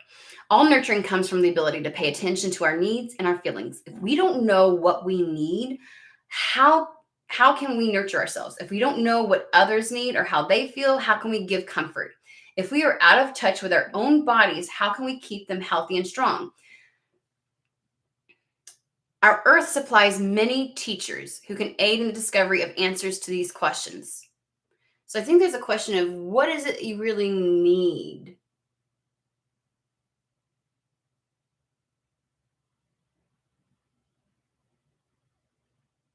There's a reason what you've done thus far hasn't helped. And it's probably because it hasn't actually gotten to the core of what it is that you need. You've not been able to identify that.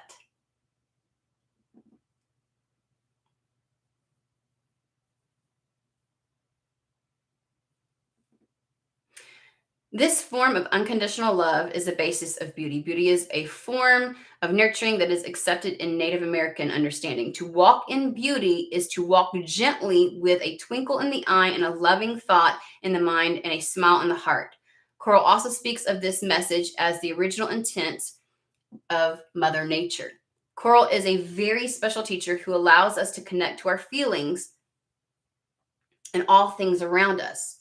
Coral helps us to listen with open hearts and to understand that to feel is to heal. I feel like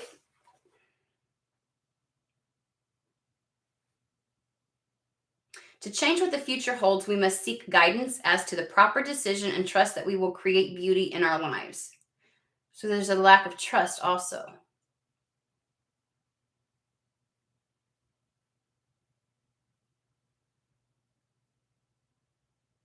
A lack of faith. That's where the rage is coming from. Nurturing is one of the tools that will reinstill faith and destroy the fear that's affecting our healing.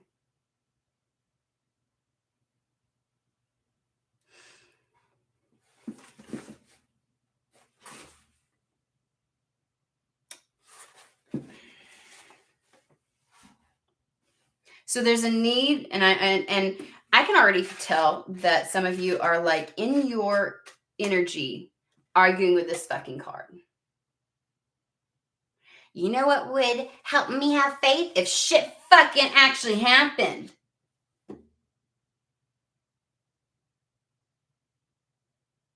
Just had a whole conversation, right? About we get to learn through pleasure as much as we do pain, right? So where the fuck's that at, Spirit? Why can't I do that now? Because you insist on trying to carry pain into the future.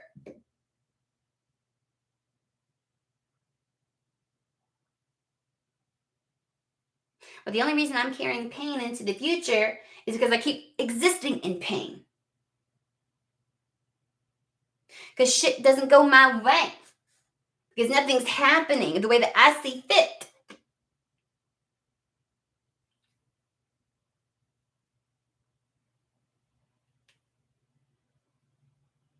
It's a lot of projection.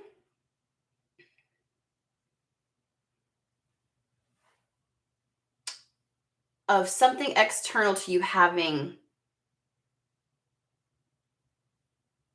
blame versus personal accountability in that statement. And while we do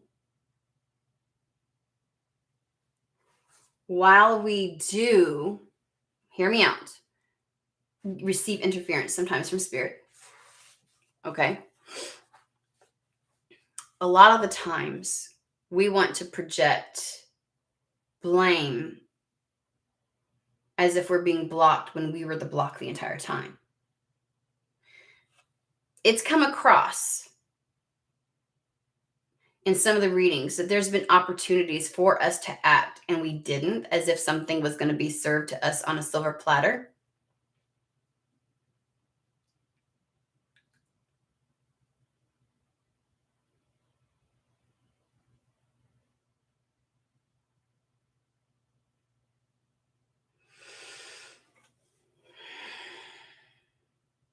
I have a history of some of the readings where I know that I have said for some of you that something comes through because of just who you are. It's your personality, it's your dynamics, it's you, your essence coming through that draws a person's attention to you.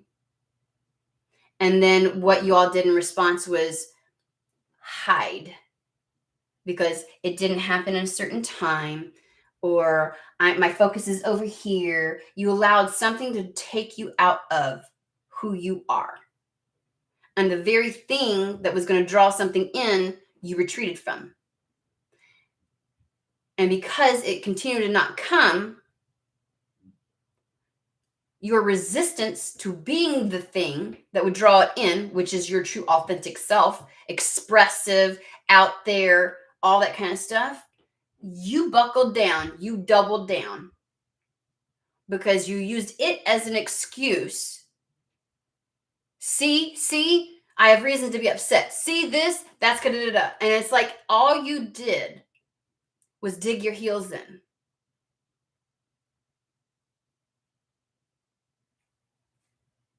Because somehow it was magically going to appear. And I guess spirit felt it was easy enough. It was like all you had to do was take care of your inner realm and really be who you are and not allow external circumstances to pull you out of that. But what pulled you out of that was your own expectations of how it was going to look exactly. And to a certain degree, some of that was you projecting something that wasn't even told to you by spirit or any other reader. You filled in the gaps, didn't you? You filled in the gaps. And so when the time came where you're like, fuck it, whatever, I'll just do whatever. So it was like, you really think that you're going to take that into this new path with you? Bet. Bet. You better get rid of that fucking energy. Simultaneously, constantly telling spirit that's what you want, but not being willing to go through and purify yourself the way that was necessary. And I get it. Sometimes you got to pace yourself, right? You got to pace your fucking self. Jesus Christ, I am tired of existing in this energy. That's fine. Take a break. Take a break. You're going to have to get back to it. Take however long you need. And then, oh my God, I can't believe it's taking this long. This is something I want to tell you. And I know, because here's the thing, if you're asking spirit for a particular direction, like you have something that you feel energetically you're aligned to, and you're like, this is my desire. But then your efforts literally take you in other fucking directions. What do you want spirit to do? Let you do that? Because you have, with conviction, said you didn't want to. Some of the paths you wanted to take were energetic and you fucking knew it. But you couldn't fathom it, right? You didn't know exactly what it would look like, but this is what I want. So here spirit is like, shutting door. No. Because that's how we manifest, right? The conviction and the unwavering energetic projection we put out there.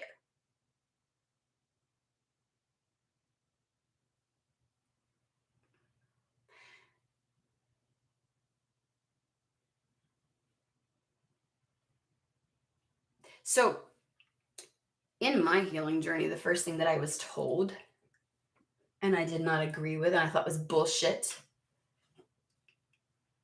and it's all how you apply it. This can take as long or as little as you want it to.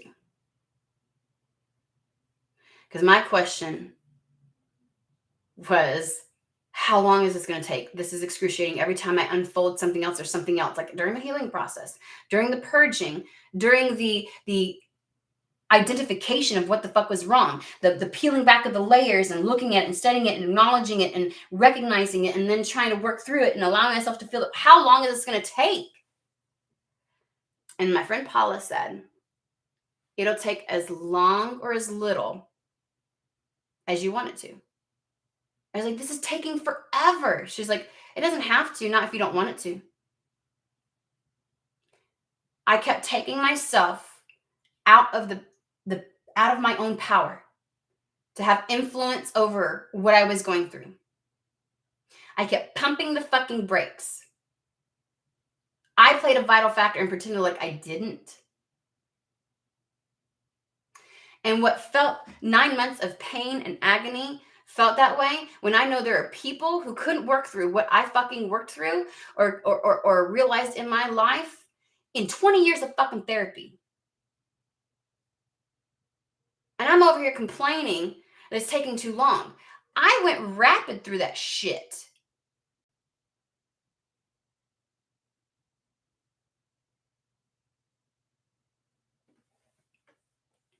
You get these people who talk about spiritual psychosis.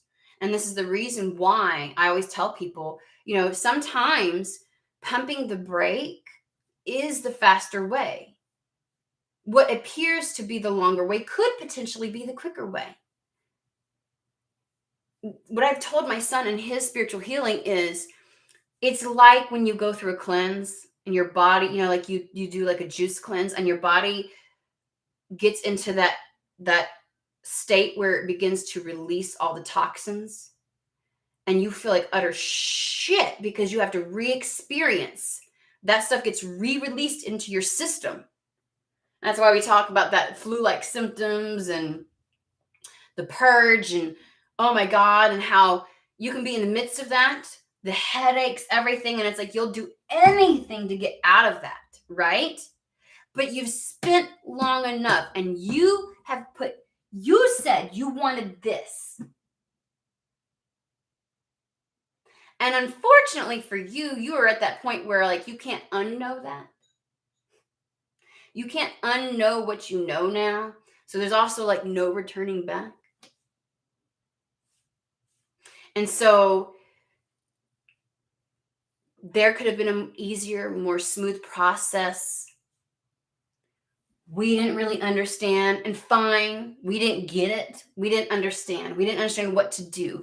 We didn't understand how to, all the times that Spirit said to get out in nature and to do this, that, and the other. You all know that you had moments that you felt like you should do something and you fucking didn't do it because you knew better. I got to focus on these things over here. And Spirit was like, we're being honest with you. If you get out and nurture yourself, this is your time out before things happen. Do this, because this would have been the easy way to purge all that shit. To take care of yourself and to allow it to happen, allow it to unfurl. Do the sleeping, do the whatever. No, I've got to do something. I've got to do this, this, and this, and I can't. You don't put me on timeout. And so you're spinning your fucking wheels in 20 different directions, right? I remember this, but nothing that actually led you to what it is that you wanted, because you knew better, didn't you? You fucking knew better. How is nurturing myself back when you had the opportunity? The doors weren't being shut on you every which way you turned. The things Spirit was talking to you about and that you intuitively fucking knew you needed to do. But you convinced yourself you didn't, that wasn't right. Whatever kind of action it was just going to magically appear and come to you. And so then we get to this place. You, point of no fucking return. You want this. And every fiber in your body wants it as well. But your human is fed the fuck up. And guess what? So is Spirit. Oh, I said it. So here you are. Fuck this shit. Da, da, da, da. You're going to make moves. Well, do it, girlfriend. Do it. Because when we have this kind of conversation, you're my girlfriend. I don't care what your gender is. Oh, I'm sorry. You didn't change your energetic alignment? And now every fucking door has been shut? And now in your rage, even more, this seems hella not likely? I'm sorry, but there's some shit that has to, okay, you want to ride this bitch rough? Fine.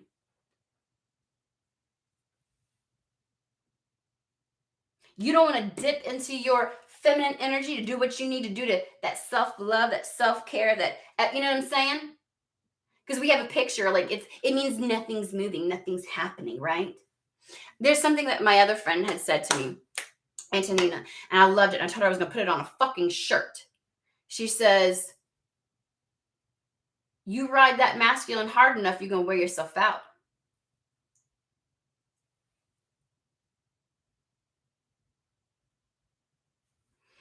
I guess that's what you chose to do, huh? Inner rage. Because, okay. You've aligned with something that speaks to you greater than anything. And you have fought tooth and nail this entire time, whether you want to admit it or not, on the steps that you should be taking, the intuitive guidance, the taking care of yourself when there wasn't any movement. Because you were supposed to be purging this. You can't take that shit with you. And you said, I don't want it to be rough. Please, no more tower moments, no more this, that, and the other. So, okay, let's do it gently. And Spirit's telling you how to do it gently. It might add a little bit of time, but we understand shit.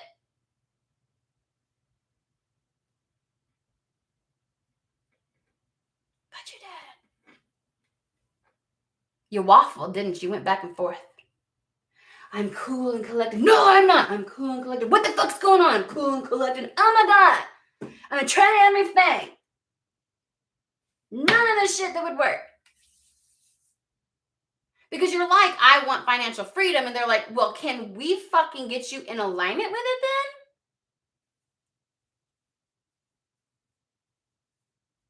then? And you're doing everything humanly possible. All the old haunts, all the old things, all the old methods. Even some of your old toxic patterns. Oh, I said it. Andy's not going to do anything. No. I guarantee you some of y'all did that shit. Spirits, you feel it. You know you're supposed to do something. You're supposed to go towards something. Let something go. Don't go that path. No, I'm going to make it happen. I'm sick and tired of this.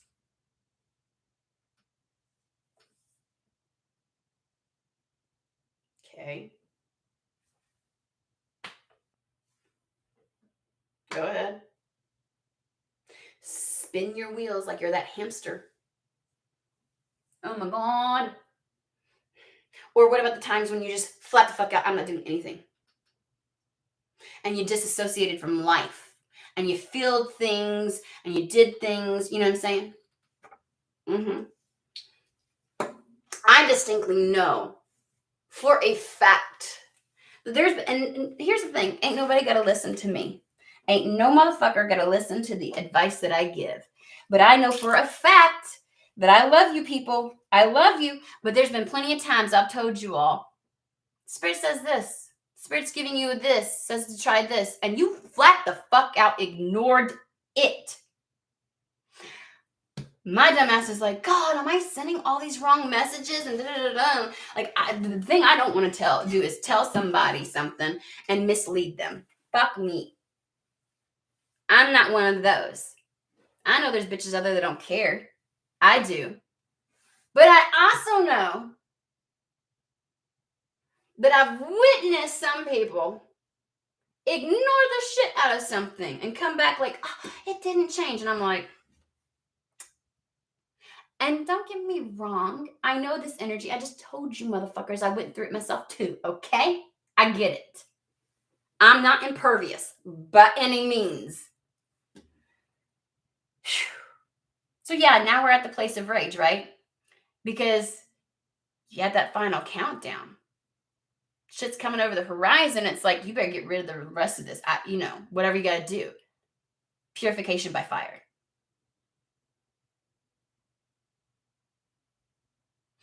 But the beauty of it, when the embers are all turned to ash,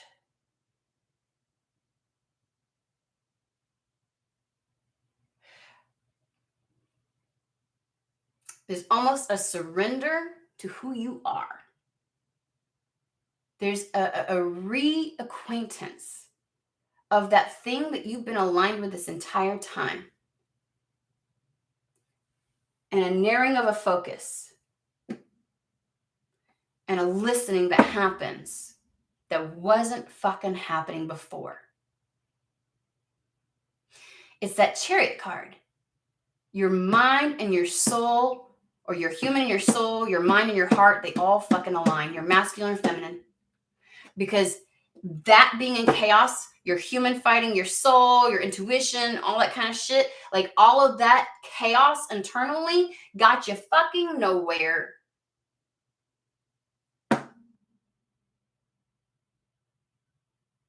So yes, we can be fed up with spirit. I'm gonna blow this shit up. Okay.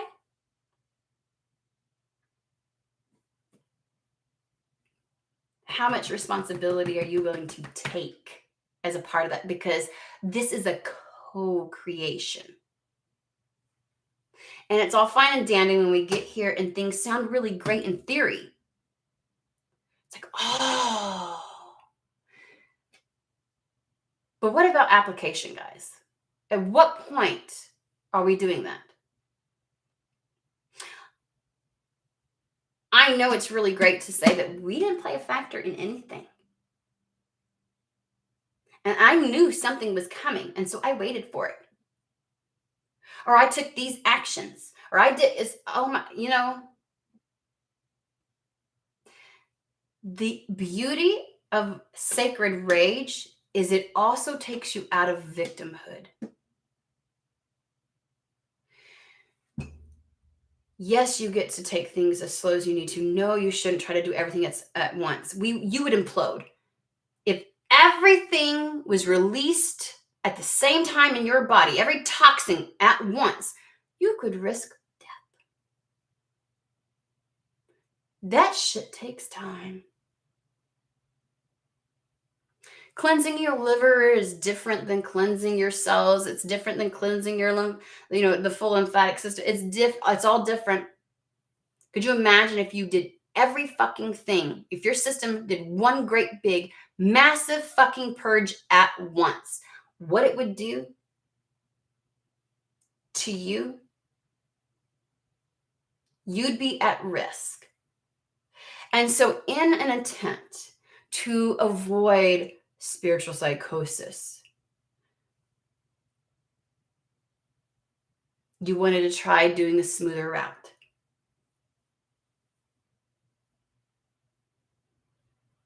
But then you half-assed some of the things that you should have been doing. Because here's the thing. This is also why sometimes spirit don't want to tell you shit, right? Because if they tell you something, you're like, oh, that's bank. It's going to happen. And sometimes telling you something fucks shit up because your behaviors and choices change. But you ain't ready to talk about that, are you? You're not ready to talk about that. Okay.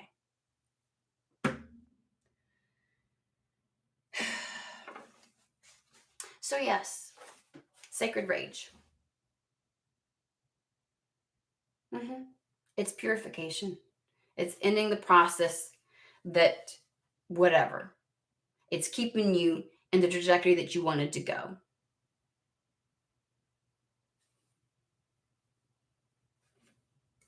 That you've been in alignment with.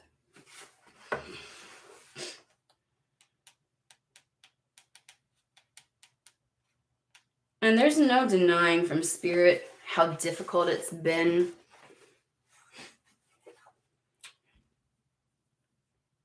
And how this human experience is not easy. And they're by no means trying to shame you. You do that enough. But what you're not going to do is put the entirety of blame on them because you said you didn't want to be codependent on spirit anymore. In fact, you wanted to break out of this codependent matrix that we've established in this world.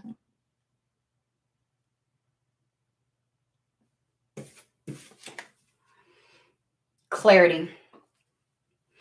The East Shield card represents a need for clarity in some part of your life. It may also mark a time of illumination when suddenly things begin to fit together and make sense to you. If you have been confused, now is the time to ask for order in your life. Order can be restored through making lists of things to do, cleaning up your living space, or finishing old projects. When order is restored, you are then more receptive and can find the clarity you need. The illumination of East can also be asking you to assist another in finding clarity. Sharing your ideas may bring illumination as others give you feedback. It may also be a time to heal old wounds or negative thoughts so that there is room for clarity to enter your life. Be creative and daring in order to stretch your concept. Let me say that again. Be creative and daring in order to stretch your concept of who you really are and venture into new realms of understanding. In all cases, the East Shield marks a time of new freedoms that come from wiping the mud from your eyes and seeing with the eye of the eagle. Observe which thoughts keep you in blinders and clear that blindness through summoning your courage and taking flight.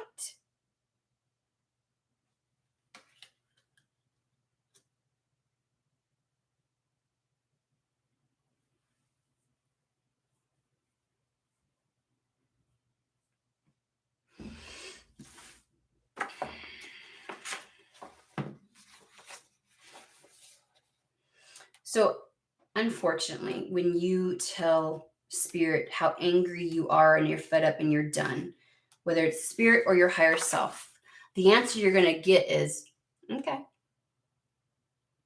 And I'm sure that just fans the flames even more. You ain't gonna fucking do something about it? Not yet.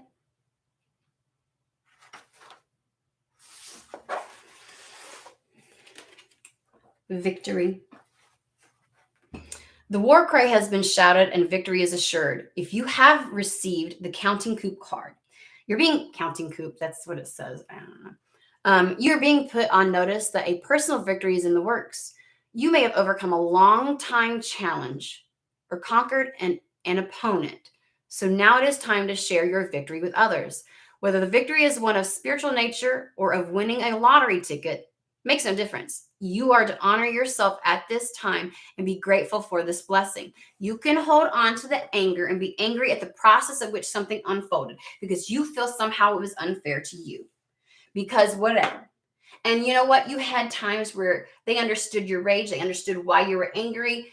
They fucking got it. And no, it's not easy. This process is not easy. And no, sometimes it's too hard to, it can be so fucking difficult to understand. We receive this guidance, we don't know how to execute it. Okay, so then we do this and what the fuck ever. Yeah, yes, it was difficult. But from this point forward, when you purge, when you allow this rage to burn to the point where it exhausts all oxygen and it just goes out, are you going to take that with you? Or are you going to waste the lessons you've been through? Are you going to make everything you just went through all for naught?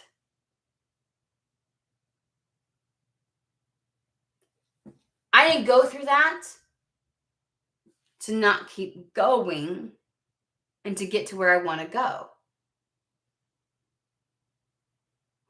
So I have a choice. Much like the other readings before, maybe this was your choice. Maybe this will make it more applicable. One door closes and another door opens. 8 of Cups, you've got to walk away from that to have that. Do you want to keep count from what's occurred over the last year? Do you want to keep score against spirit, against yourself, against the universe, against the world, against society? Or are you going to fucking get the fuck up and move forward? Because to do so, you're going to have to put that to rest. Whether you transmute it and use it as fuel to propel you forward, or you transmute it and use it to help you surrender to the clarity and the knowing, to the unfolding, to the flow. Okay? This represents the success of forward movement and the acknowledgement of right action. You have been true to yourself and are being rewarded for staying on the sacred path. Congratulations. Victory is sweet, but sweeter still when the spoils are shared with those you care for. Share the joy of your coup with those who want to see you winning.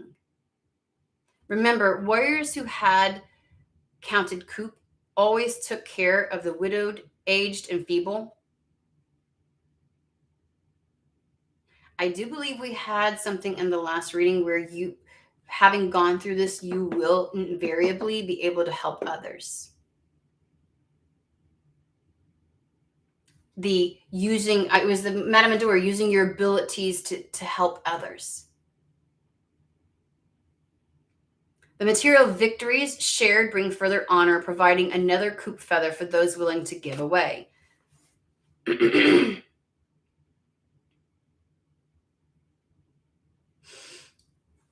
Our modern medicine shields are made from truth. Our weapons are living that truth, and our prize is our future.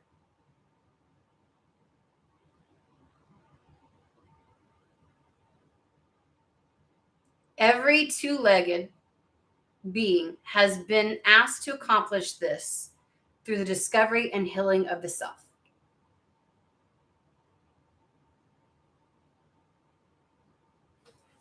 Okay.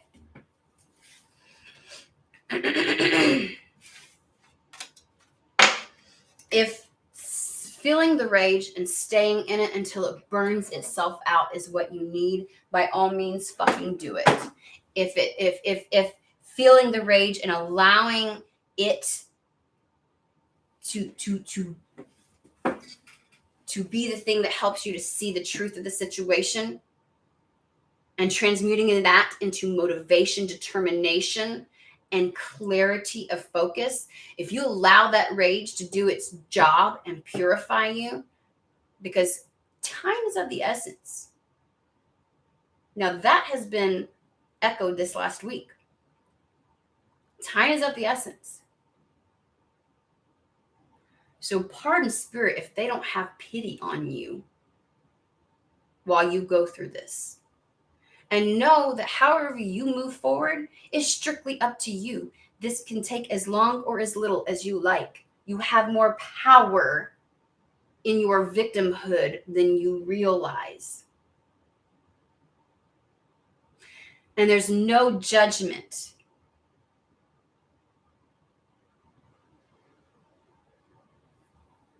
You didn't understand.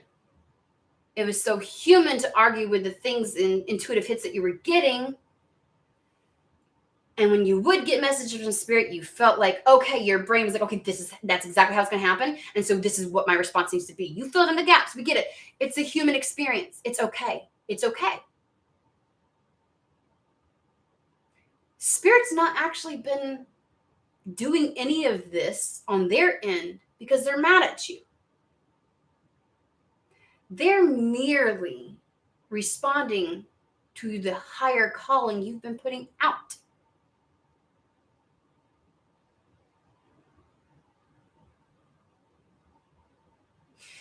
If we have a toddler and we want them to learn independence and problem-solving skills, do we always rescue them when something goes wrong? Do we sometimes let them get hurt, knowing damn good and well they did it to themselves? Because at some point, you probably told them several times not to do something, and at some point, you got to step the fuck back and let them do it.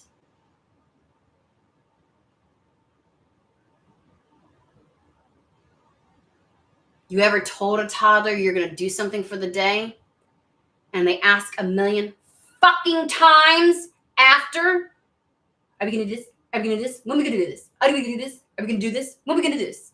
When are we doing this now? Now are we doing this? It's like, oh my God. It's happening, for fuck's sake. And so they have a meltdown.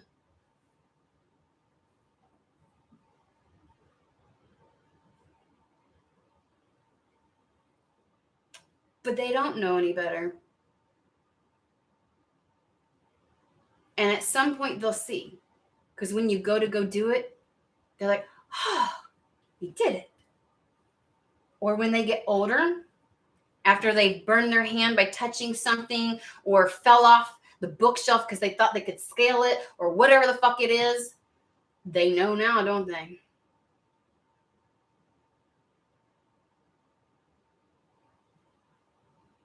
They're going to resign to, you know what? Maybe the big person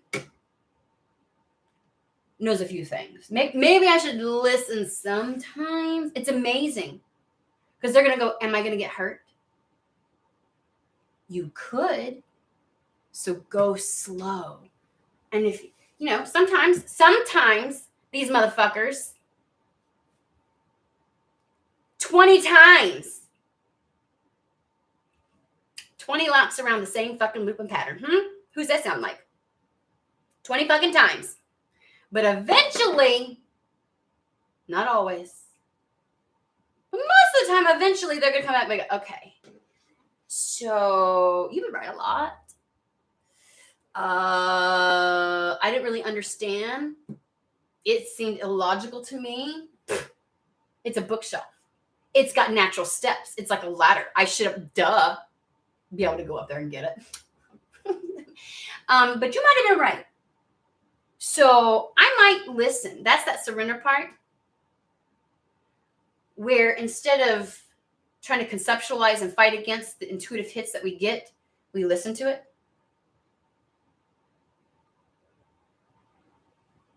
Okay. How do I integrate that in? How do I move forward?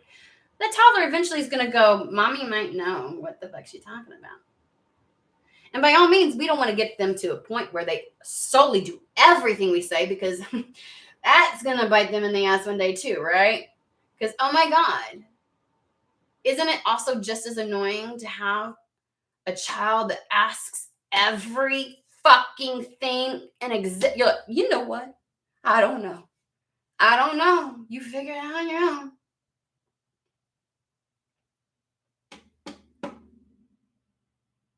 My child is 6 years old. And when wiping his ass gets too hard, he still calls me.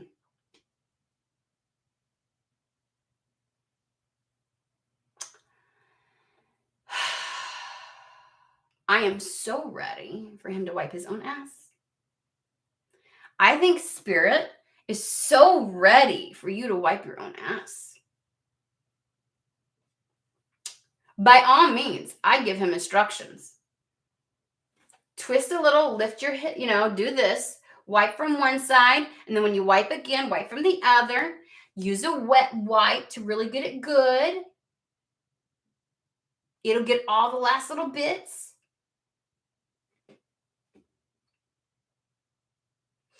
But if I keep doing it for him also, he's not going to get to the point where it's just going to delay things, right? So it may or may not be the answer or response you wanted to hear. But in this co-creation, they're just saying that you're partially responsible. And you hold weight just as much as they do, if not more. And your lack of patience, I don't care how many times my child will ask for something. In fact, can I be honest with you? I have a rule where if you don't honor what the fuck I said to you, I wonder if Spirit does this to me sometimes. I am just now having a realization. You know how like they'll keep asking? If you ask one more fucking time, you ain't doing it.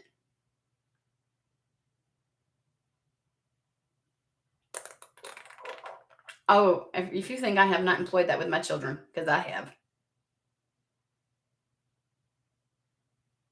I wonder how many times we got so fucking impatient. They're like, you ain't ready. Never mind.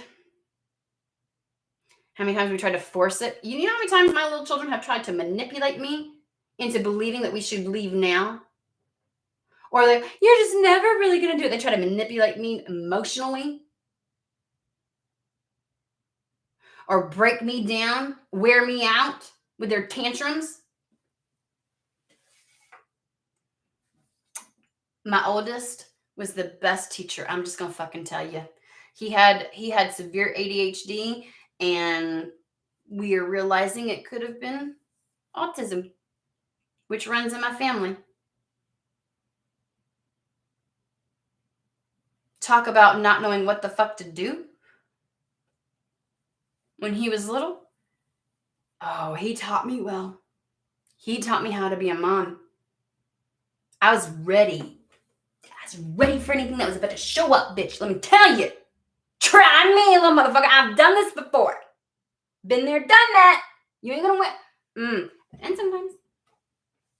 I'm just wondering how many times we appear the same way to Spirit, right? And I'm not saying that the big person is always right. There's been times where my child has humbled the fuck out of me. Okay. And see, I said it could happen like this. I was like, okay, I'm not saying like I don't always like do the like you should always do. It's okay to question shit. Fine. It's okay to question shit. There's learning and questioning. Don't just take everything at face value. But for crying out loud, I don't know. Just saying, guys. Just food for thought. You know how many times I didn't tell somebody? Here's the other thing. You know how many times I did not tell my children we were going to do something? Because fuck me if they asked me 20 million goddamn times. I swear to God. And if by chance something happened to throw off the schedule and we have to put it off tomorrow, do you know ADHD children have to have routine? And when that shit goes out of the way, like humans, we want to expect a certain thing. And if you tell me it's going to happen and it doesn't happen exactly that way, oh my God, we lose our shit. They lose their shit. So then we get mad because we're blocked. We're blocked. How did you behave the last time they said something was going to happen? Or that they were working on something for you?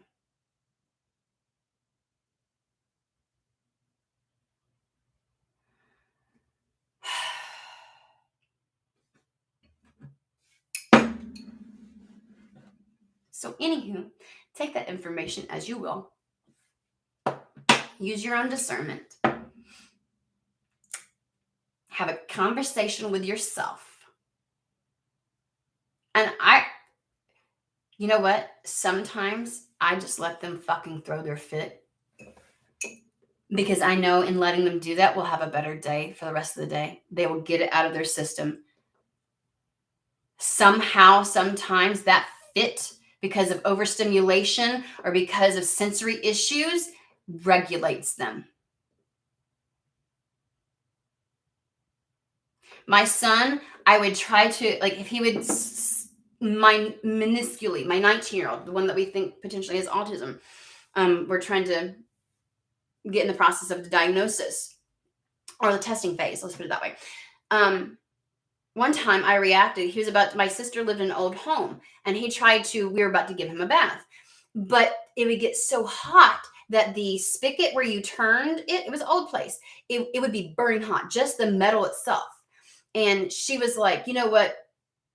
She's like, I'll get it poured and everything else like that. So he's standing there and he goes to touch it. And me and her both go, oh, no.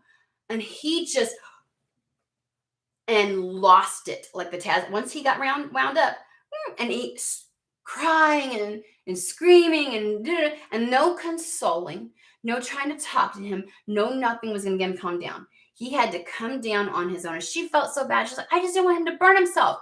Sometimes spirit does that to you. So if spirit's like, okay, throw your fit, because after he was done, we could explain it to him. But there was no talking to him in the middle of that shit. And it just is. It's the human condition. And maybe if you can come to that conclusion that it just is, that it doesn't mean that it was right or it was wrong or you did something wrong or you did something right. It's what you had to go through to get to this place. And by all means, spirit would have loved for you to have a different path. You would have loved for it to transpire differently. But it didn't. But you're here now. You're here now.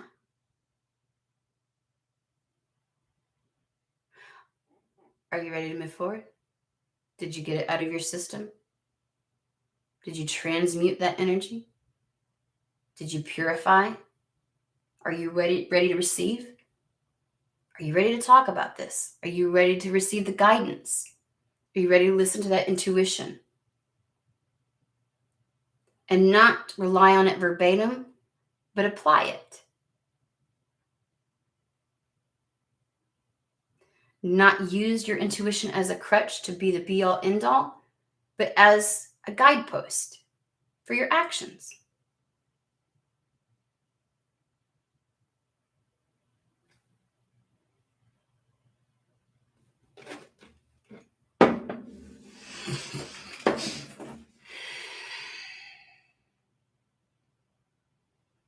Okay, I know y'all are talking, and that was a long one, but let's go back the fuck up.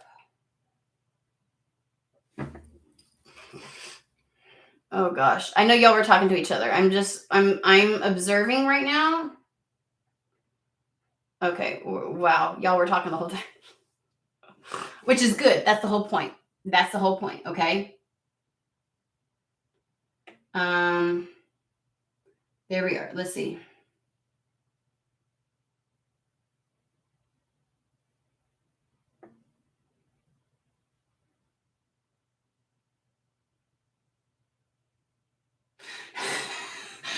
I have been very nice. Girl, I felt that way too. I was like, what the fuck?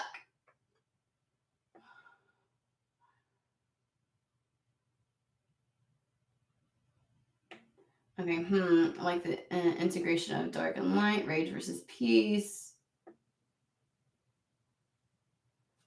Everything has to get out of my way now. Okay, only friends, but other than that, yes. Kelsey, what's wrong? Huh? What's wrong with alignment? Misogyny is the obstacle for everything. Oh no, I'm not frustrated at all. It's like the female healthcare that is regularly neglected. Okay, I'm very much angry. I feel there's huge difference between frustration and anger. Frustration leads to anger. Frustration that is left unchecked or left to continue burning, sometimes people will do like smoldering, right? Sometimes there's a lot of indigenous cultures that do this, like smoldering in the forest and something to that effect. And so, but something that's smoldering underneath stuff like frustration can turn into raging flames. So something that you're allowing to smolder, if left unchecked, can turn into something else. Just FYI. Oh, I see, Manishka. Thanks for sharing. However, I was asking in general, what rage are we talking about? Oh, people, Aries, people were talking about feeling an exceptional rage right now. That situation, spirit, circumstances, with life itself, with this present moment. It is an undescribable rage they're experiencing inside right now.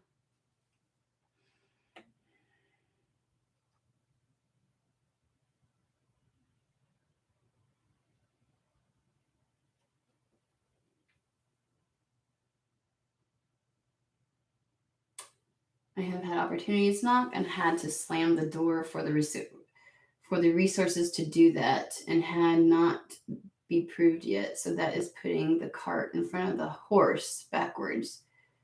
I don't know what that was referencing. I don't know when these things were posted. Is it them? Is it them, Kelsey, that wants perfection?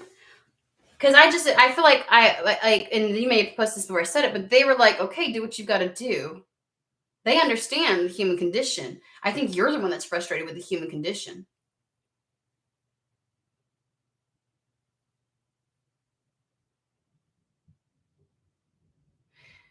And aren't you the one that aligned with, you want things like this? It's amazing how many times we say we want something, and we'll even put the energy out there, and we will sometimes put the parameters, like when you write shit out. And it's like, do you realize what you're asking for? Do you realize what that requires?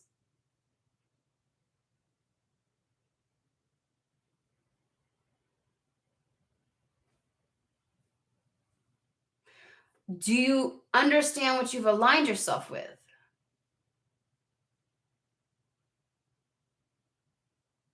And do you realize that sometimes when you want to abort mission, there's still a part of you that energetically does not?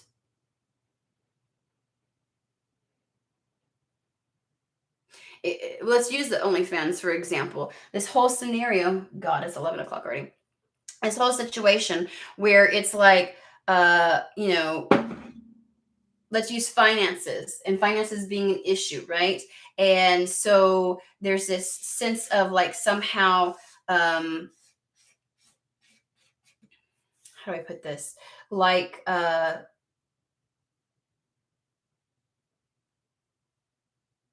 the method and manner in which it comes in, you want it to be aligned with where you are spiritually.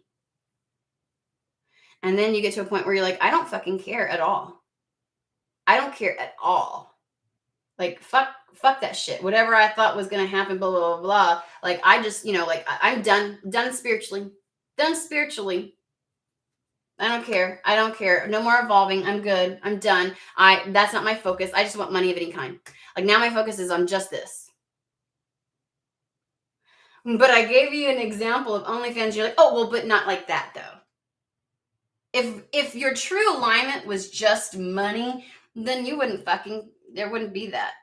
You know what I'm saying? Like, but there's always something else. There's always more than one truth within us. And so when we have all of these truths,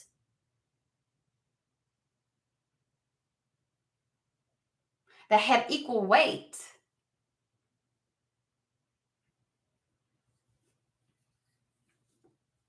there we go again, wanting things to be black and white, right? Make it simple for my human, please, spirit. We have this imagination that somehow the spiritual side of us is more simple because people paint it as a higher aspect.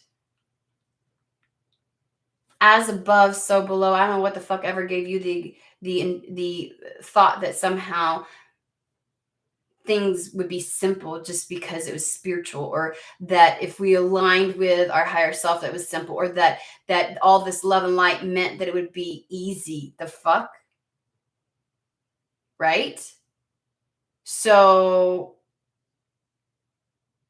it's complex.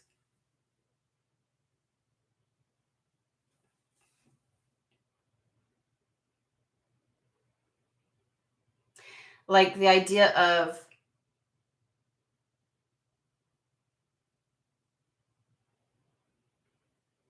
going from I just want money, I just want money, I just want money, and then but not like this. I don't want it like this. Well, that's a lot of control, right? I don't want it like this. Spirit, can't you just give me anything? But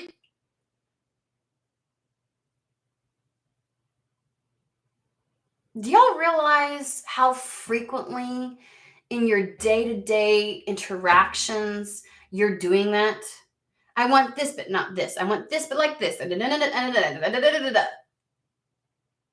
Because in the same breath, you'll say anything now, but not really. Like,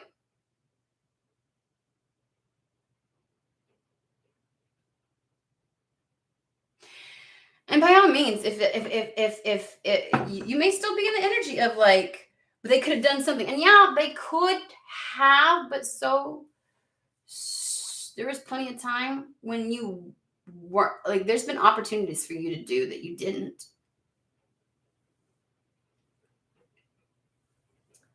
Let's try to use something tangible.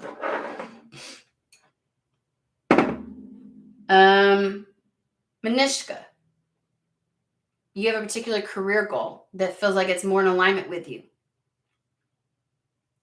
At one point, you made great efforts to try and get like a placement, or I guess like a internship type situation, a job with, and you're like, but my education isn't that, right? Like it's not really in that realm per se.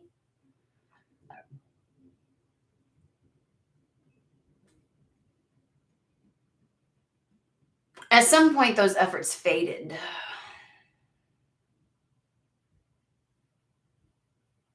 There was a retraction, a recluse energy.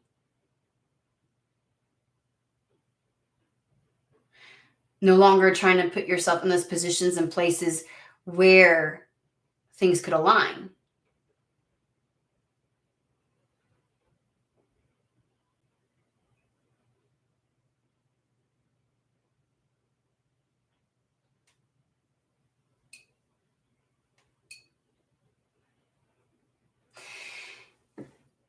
And then we suddenly take action towards something in a way that we think we're like, okay, I can settle on this, right? So now I'm going to go into school. You know, I was in an internship or job that, wasn't in alignment with me, didn't like, wasn't pleasant, knew it wasn't going to be pleasant when you walked into it.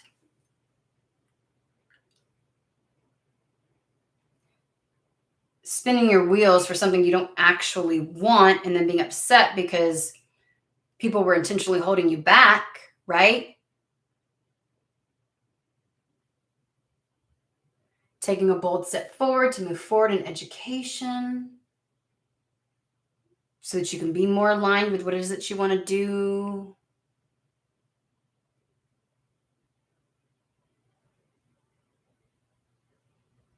And because I don't know, did you anticipate or expect something to happen there? Like when you begin to have a lack of faith that it either one, it could happen, or the steps you're taking are going to get you there.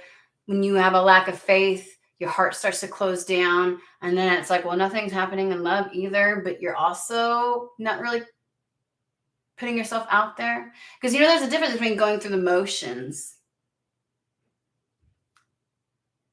and being in the energy of allowing and receptivity, right?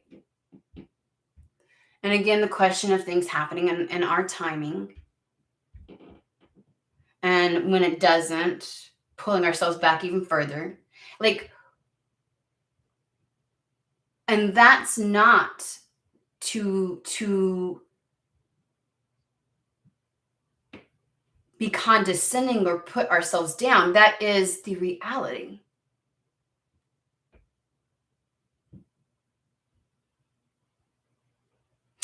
We want to be given grace for the nuances that we have to experience and go through, but we share no grace with spirit.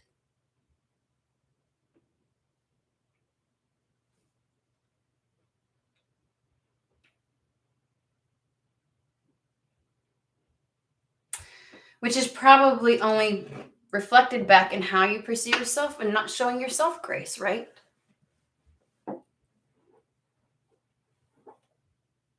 And that's where the tight as a ball, inner rage, something needs to happen and change. I don't know. I'm just throwing food for thought. Like, we got to be honest with ourselves a little bit here.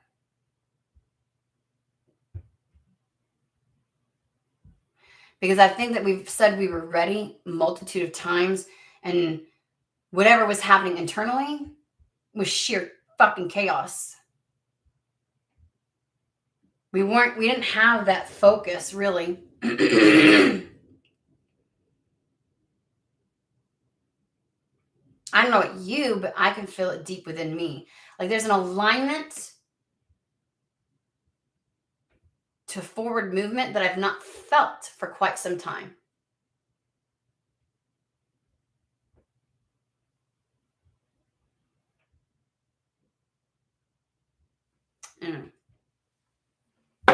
Just saying.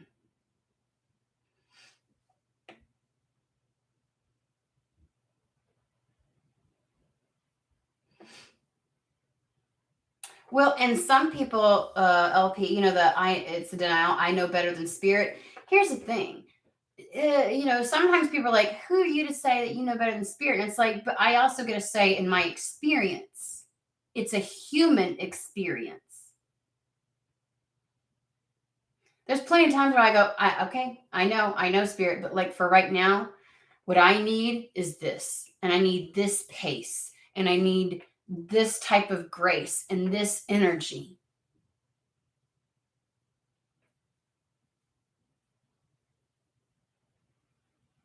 And at this point, that doesn't feel good to me. And I need to get to a place where I'm open to that. So right now it's a no. It's a no for me. I can do that. And also sometimes we get guidance from spirit, but spirit doesn't give us shit really how we move forward. You asked for guidance, they gave it to you. You can still move forward however you fucking want. Because you get to choose the experience you fucking have. For the most part.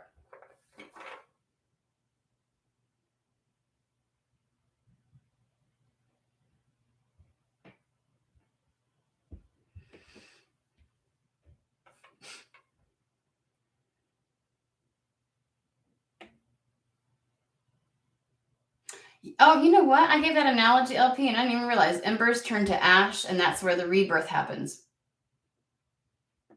You just fill in the gaps for me really good. You're very poetic, dude. I'm just saying.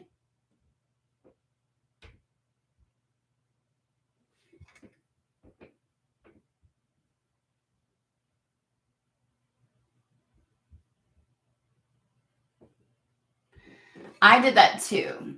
Like when I tell you, I thought maybe I had some kind of mental health stuff going on because, like, out of nowhere, the rage would be so much and I would just cry. And I thought, there's no way I could cry another time. And then there would be, right? And I had to let it.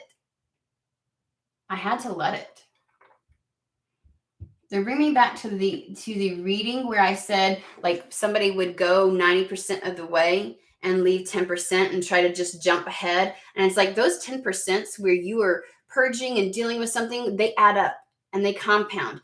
And then the longer they're left in there, the more they fester and they stagnate and they create issues.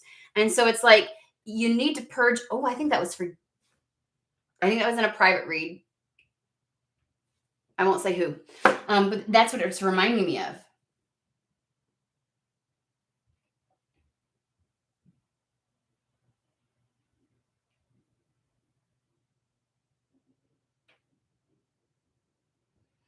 I will turn this car around. Yeah, it's that.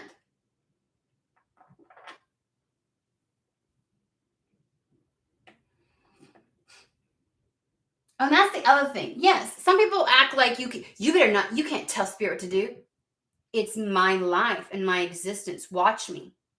I'm not telling them what to do. I'm setting a boundary with them. And yes, the fuck you can. Because if you can't exercise it with them, what the fuck makes you think you can do it here? If you can't exercise energetic boundaries, as within, so without.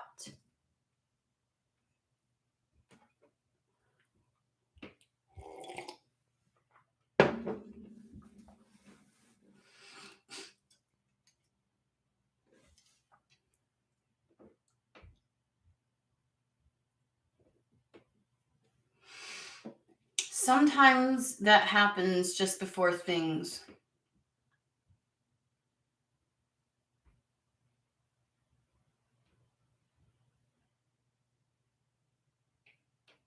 Um,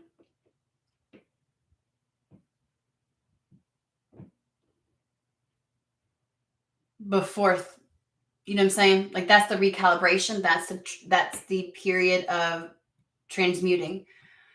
Um, so yeah.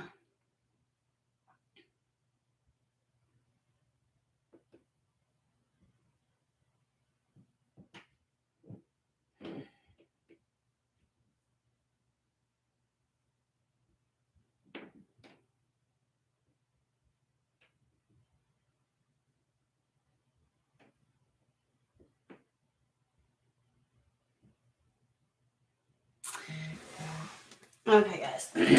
So I know that's really like, you know, heavy. And by all means, I am not telling you not to be angry with spirit. There are times where it's like, we could have done this a little bit differently. And they're like, well, we wanted to make sure. My kids have done that.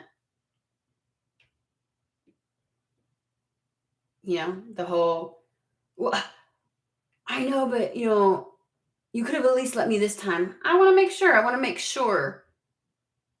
So for just a little bit longer, no. I have so many analogies, guys, in my parenting situation that apply, that are applicable. But I am also not telling you to not feel your rage. Feel it, express it, do with it as you see fit. Just maybe take in and understand the parts of your accountability in that.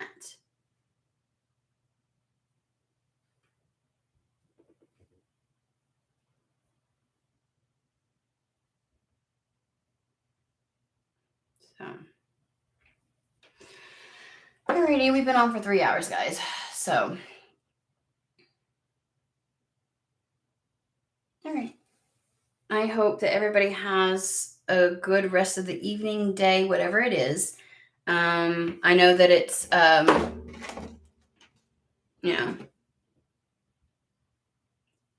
would even suggest walking away from this reading and just not thinking about it and allowing the energy of things just to sit with you.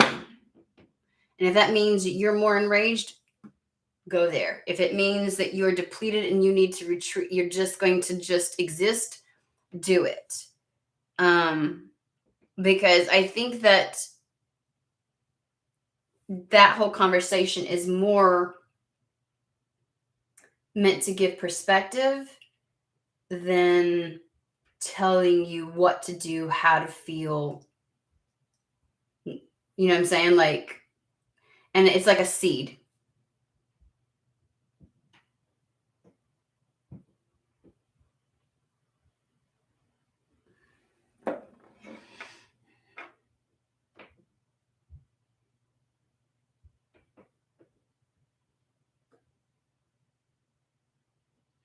Yeah, energy healing can, but there has to be an allowance. And like with anything, if someone's not open and receptive to it, you know, then they're not. Um, Sometimes we want to stay in our rage.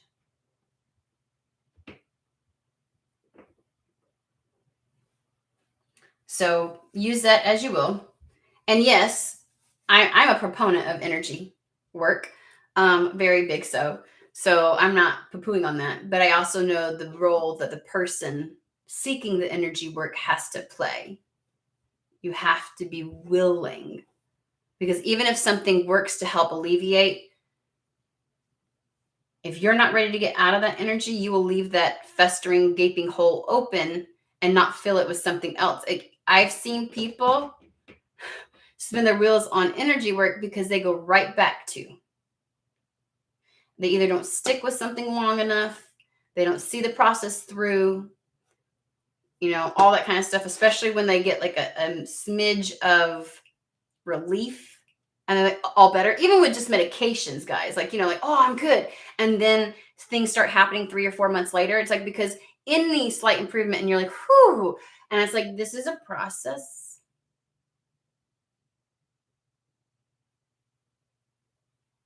So they almost have to be ready for the healing, or ready to accept whatever form that is. But there are energy modalities and varying different holistic health approaches that can help with that, especially with the resistance, especially with the rage. That will not take you out of your accountability. Like it's not like there's some plant medicine that can be used and abused as a way of escaping, and that's not what we're talking about, guys. Shrudi's talking about energy modalities, energy healing modalities that can help you in the process of dealing with things, acknowledging them, and getting rid of that from your field if necessary, that doesn't require you to disassociate and run from the problem. Make sense? Okay.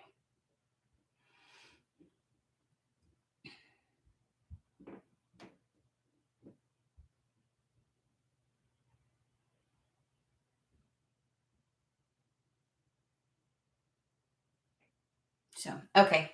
You will have a fantastic day. I love you guys. Manishka, don't hate me for using you as an example. Yeah.